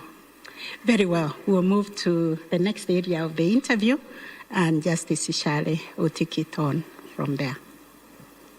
Thank you very much, Honorable Chief Justice. Mrs. Makori. Yes, my lady. The records held by us at the Judicial Service Commission show that you have applied for different roles, albeit at different times at the judiciary.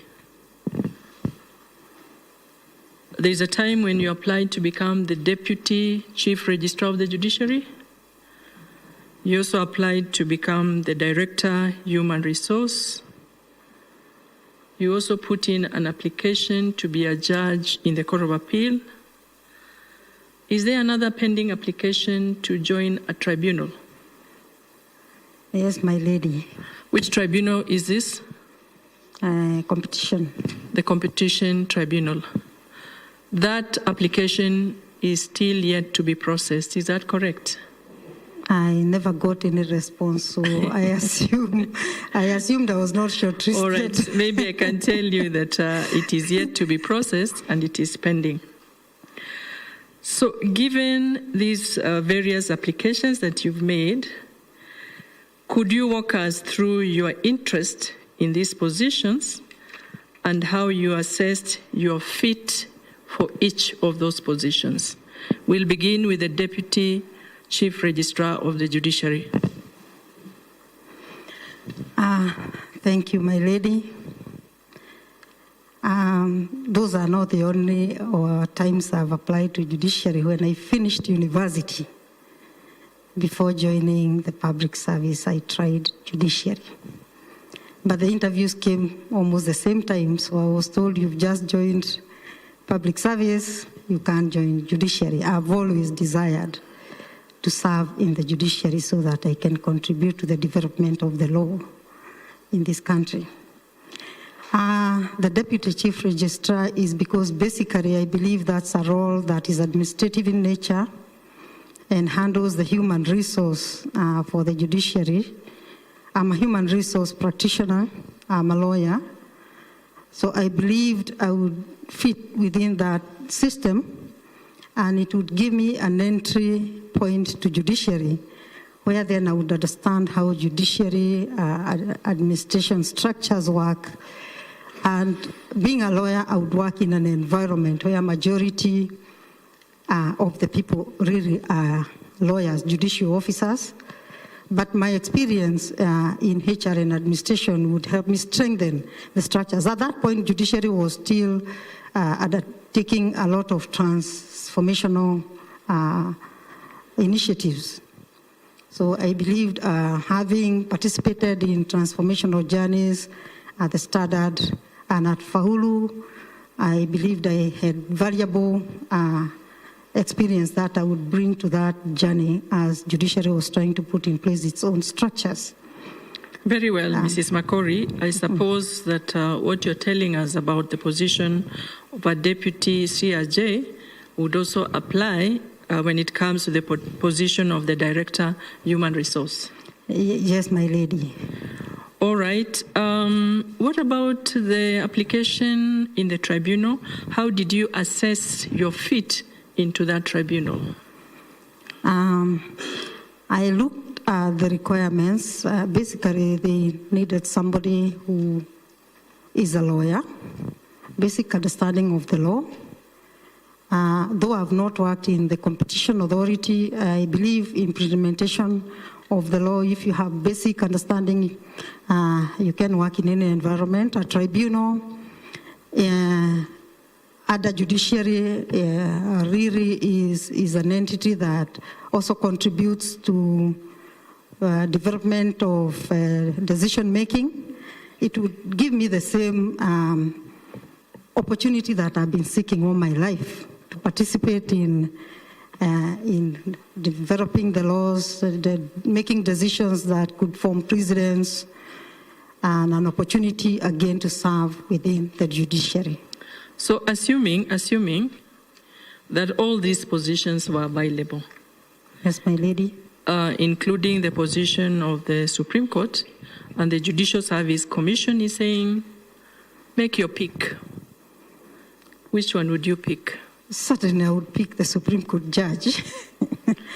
Because it's more prestigious? Yes, but also it has a unique role, that of defending the Constitution, developing jurisprudence in new areas, supporting the lower courts in clarifying the legal position. Having worked in IPOA, I appreciate the role of constitutional safeguards. All right. So I would be a defender and a promoter of the Kenyan Constitution, because I know the delicate balance that requires to be played in protecting individual rights and the space that I worked. All right. State authority. I can't fault you. If I was also asked to pick which one, whether the tribunal or the Supreme Court, I think I would go for the Supreme Court. Thank you, my lady. Now, one or two technical questions from me. You've very well articulated the jurisdiction of the Supreme Court. Yes, my lady. Which jurisdiction of the Supreme Court has not yet been exercised by that court? Hearing and determining an application on state of emergency. That is correct. Applications emanating from a declaration of a state of emergency. Secondly, yes, is there an instance or are there instances when the Supreme Court acts as the first appellate court? Yes, my lady. Under Article 163(4)(a), as an appellate court. Is there an instance or are there instances when the Supreme Court acts as the first appellate court? You understand about the first appellate court? Yes, the first appellate court is the Court of Appeal or the High Court.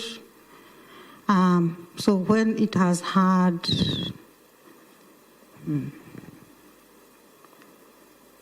Or maybe to put it in another way, is there a time under the law that the Supreme Court, there is provision in the law that it can act as a first appellate court? Yes. Please tell us. In hearing applications from the tribunal on disciplinary matters for judges, if the judge is aggrieved by the decision of a tribunal, then he appeals to the Supreme Court.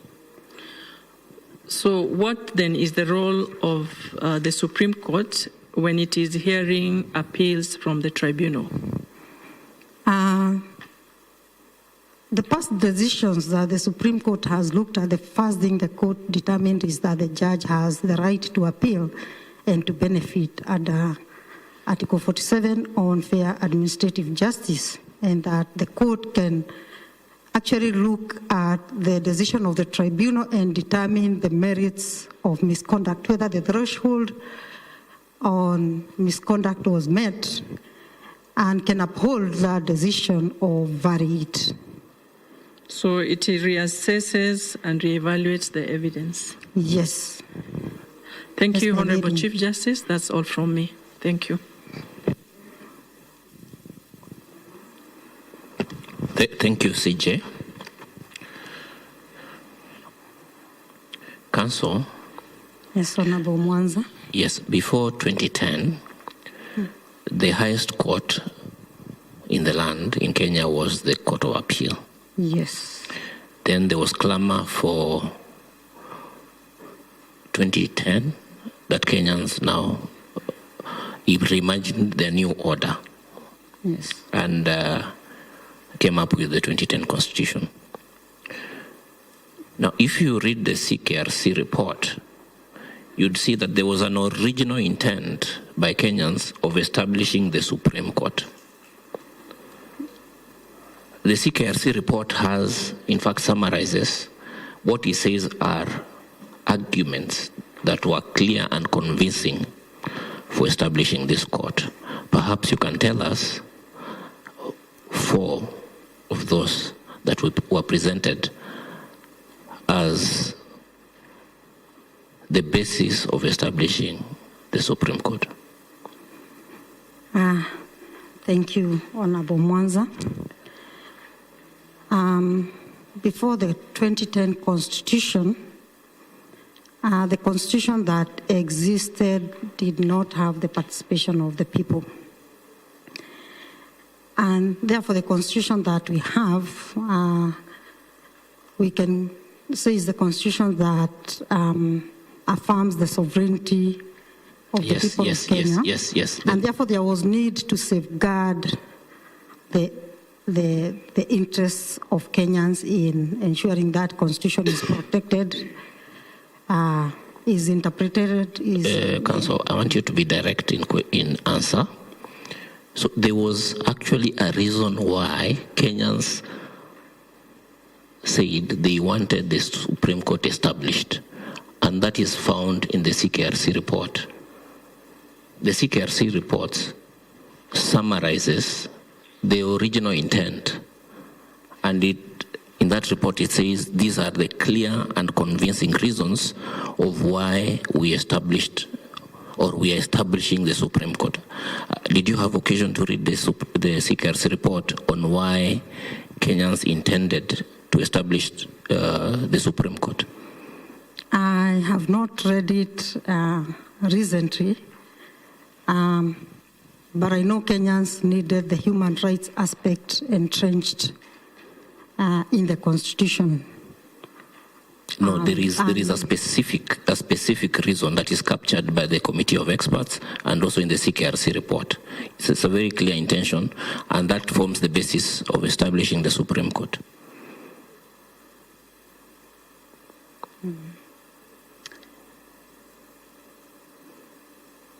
If you cannot recall, we can go backwards. And I know one of the areas that required attention is the reforming of the institutions. Let me ask you a direct question. Have you had occasion to read the CKRC report or the Committee of Experts report on why there was an intent to establish the Supreme Court? Not in an academic sense. Not academic, it's just a report. Okay, let me go to another area. Now, under Article 163B of the Constitution. 163, 3B. Yes, 3B, yeah? It stipulates that the Supreme Court shall exercise appellate jurisdiction and here determine matters from 1, the Court of Appeal, and 2, any other court or tribunal established by national legislation. Now, which other court, other than the Court of Appeal, does Article 163B2 of the Constitution contemplate? That's the first question. The second question is as follows. Considering the decision of the Supreme Court in the case of Macharia versus Kenya Commercial Bank on a special jurisdiction of the Supreme Court under the Supreme Court Act that was declared unconstitutional, does Article 163B2 contemplate an appeal from the High Court or such other superior court other than the Court of Appeal? And lastly, can you specify instances whereby it could be appropriate for national legislation under Article 163B2 to provide for a leapfrog appeal to the Supreme Court on an assumption that such appeal is sanctioned by the law? On 163.3b, I believe the reason the Constitution specifically says, as prescribed by specific registration, is because appeals lie to other courts. An appeal from a tribunal can go to High Court. No, that's a very specific question. If you look at 163.3b, you have the Constitution before you. Yes. So that we don't discuss generalities. 163.3b, Roman 2. Now, before I again ask that question, have you had occasion to read the case of Macharia and another versus the Kenya Commercial Bank on the special jurisdiction of the Supreme Court? This is a determination that was made by the Supreme Court. I know the decision on SK Macharia where the court said it cannot allocate itself jurisdiction. Okay. And that was because in that particular appeal, the Supreme Court felt the law did not give it the jurisdiction. Although we know there are other matters, and I don't want to go into that, where the court, based on the constitutional nature of issues, have determined that it has jurisdiction in specific cases. Okay, let me ask another question. Now, if you look at 163.4. Yes.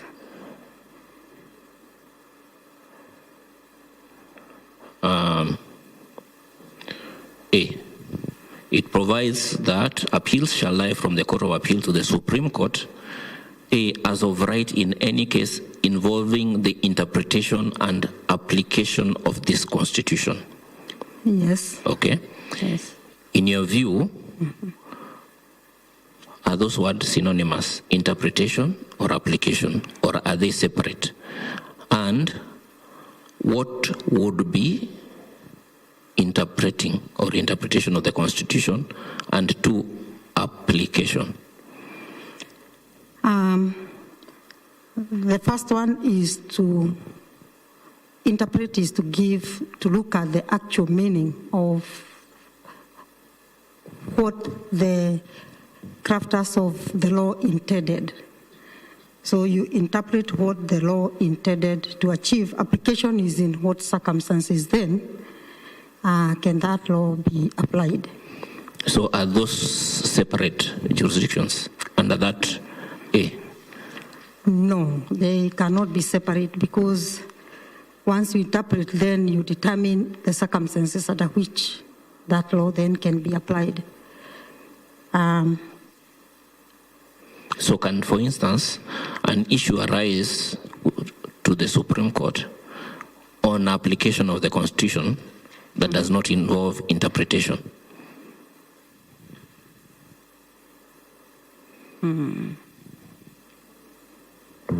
Application without interpretation. Yes.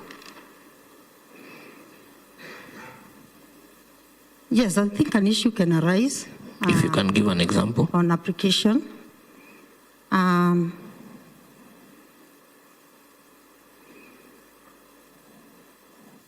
Application. The one I can think of, there is a very recent case.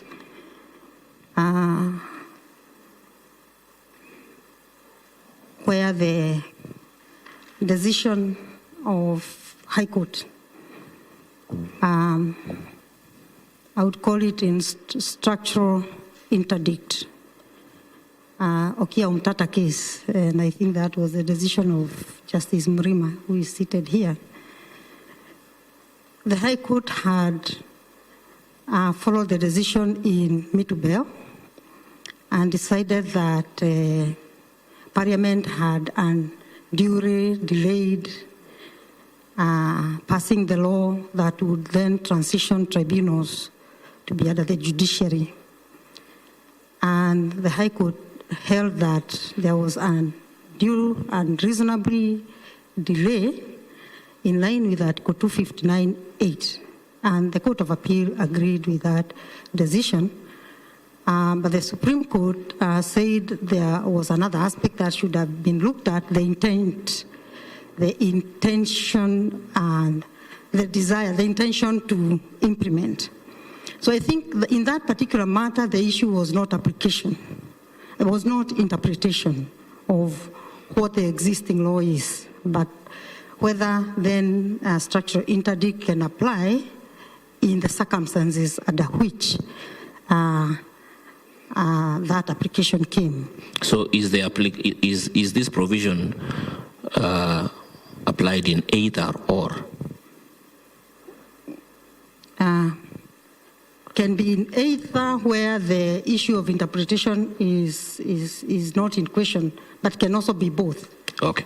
Yes. Now, lastly, I want to ask about a statement that is made about the court, that this is a political court. Would you agree with that statement, that the Supreme Court is a political court?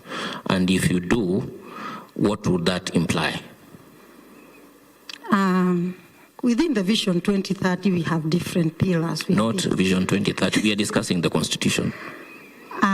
Is it a political court or not? And if it is a political court, what does that mean? I wouldn't call Supreme Court a political court. It only has mandate that exposes it to unique political situations. That is of interpreting the Constitution, safeguarding the rights of Kenyans, safeguarding the law. And in that regard, then, there will always be issues that touch on legal interpretation, the rights of the people, and a lot of those rights usually where they are not observed or where they are violated. And in providing leadership in terms of issues that transcend the interest of the parties, infusing values, new values about the Constitution, and perhaps streamlining case law, and sometimes even making choices that are unpopular. Yes. Or against even, say the executive. Would you say then, is it a political court or is it not?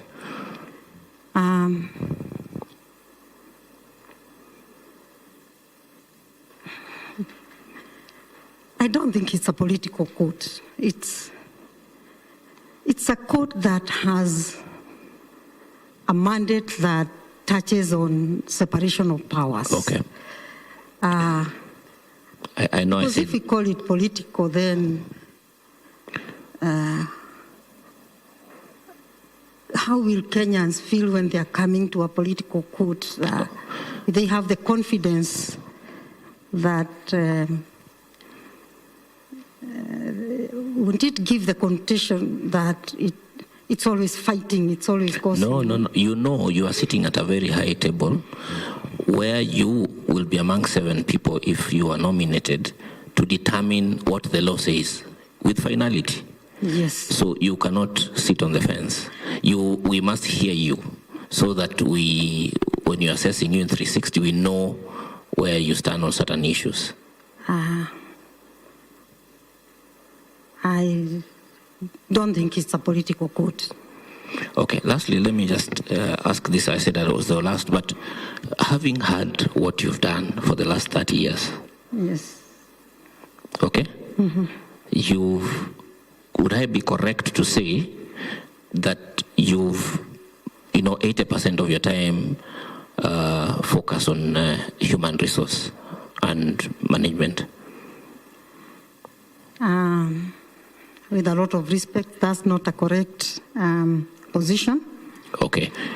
Did you, if you look at where your specialty is, even from your own submitted sample writings, you seem to have focused a lot on human resource. Is that true or not? That's true, but human resource is also a branch of law. Okay. The labor laws. So let me follow up with that.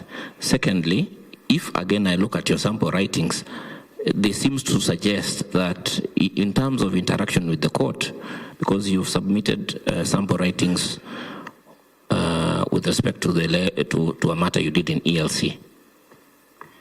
Okay? So have you had occasion, for instance, as an advocate, to appear before the Court of Appeal? Physically, no, but I've had several matters at the High Court. Okay. In the Court of Appeal or the Supreme Court? The Supreme Court, certainly no. In the Court of Appeal? No, not yet. Okay. Then, now trying to locate your experience as somebody who wants to sit and make a final determination on what the law is.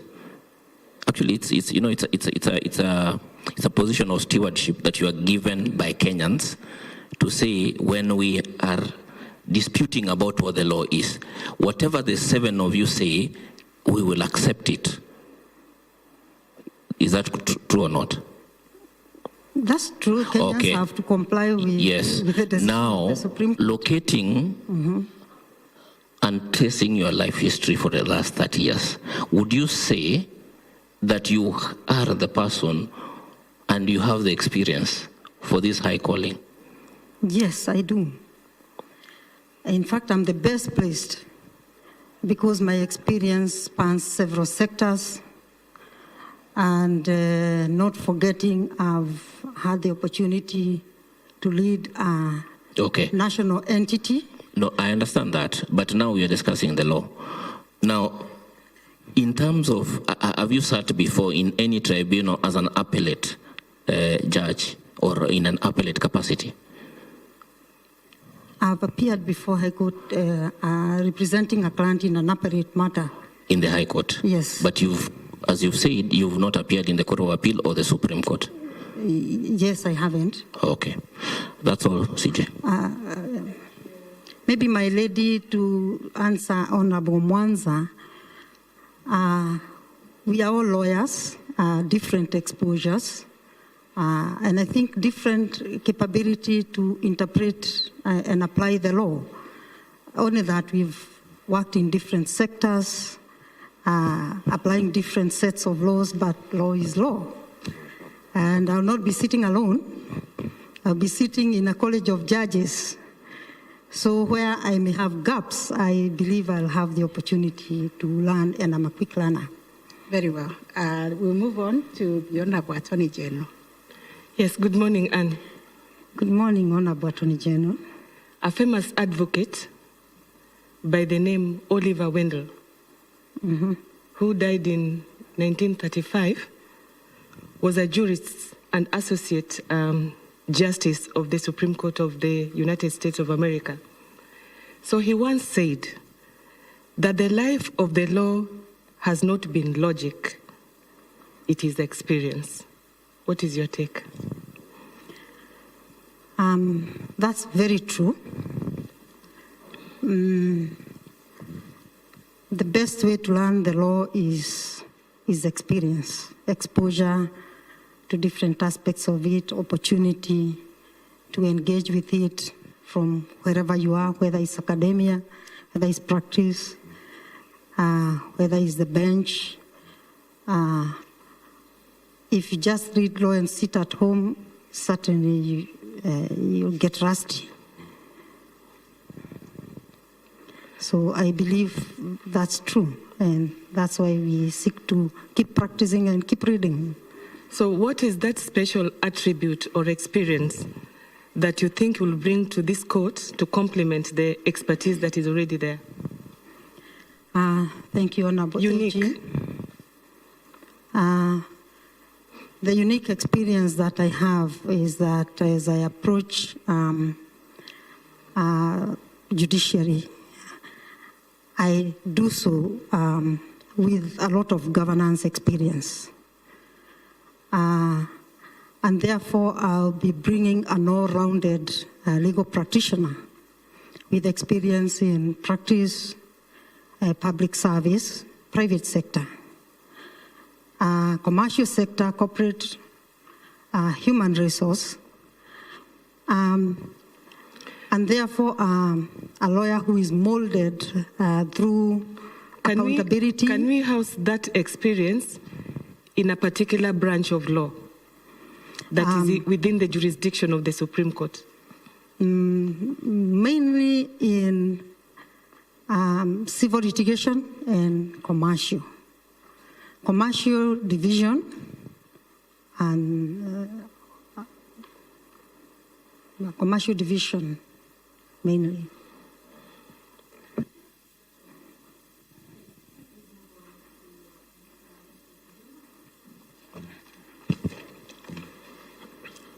Thank you so much, Honorable Chief Justice and Wakili.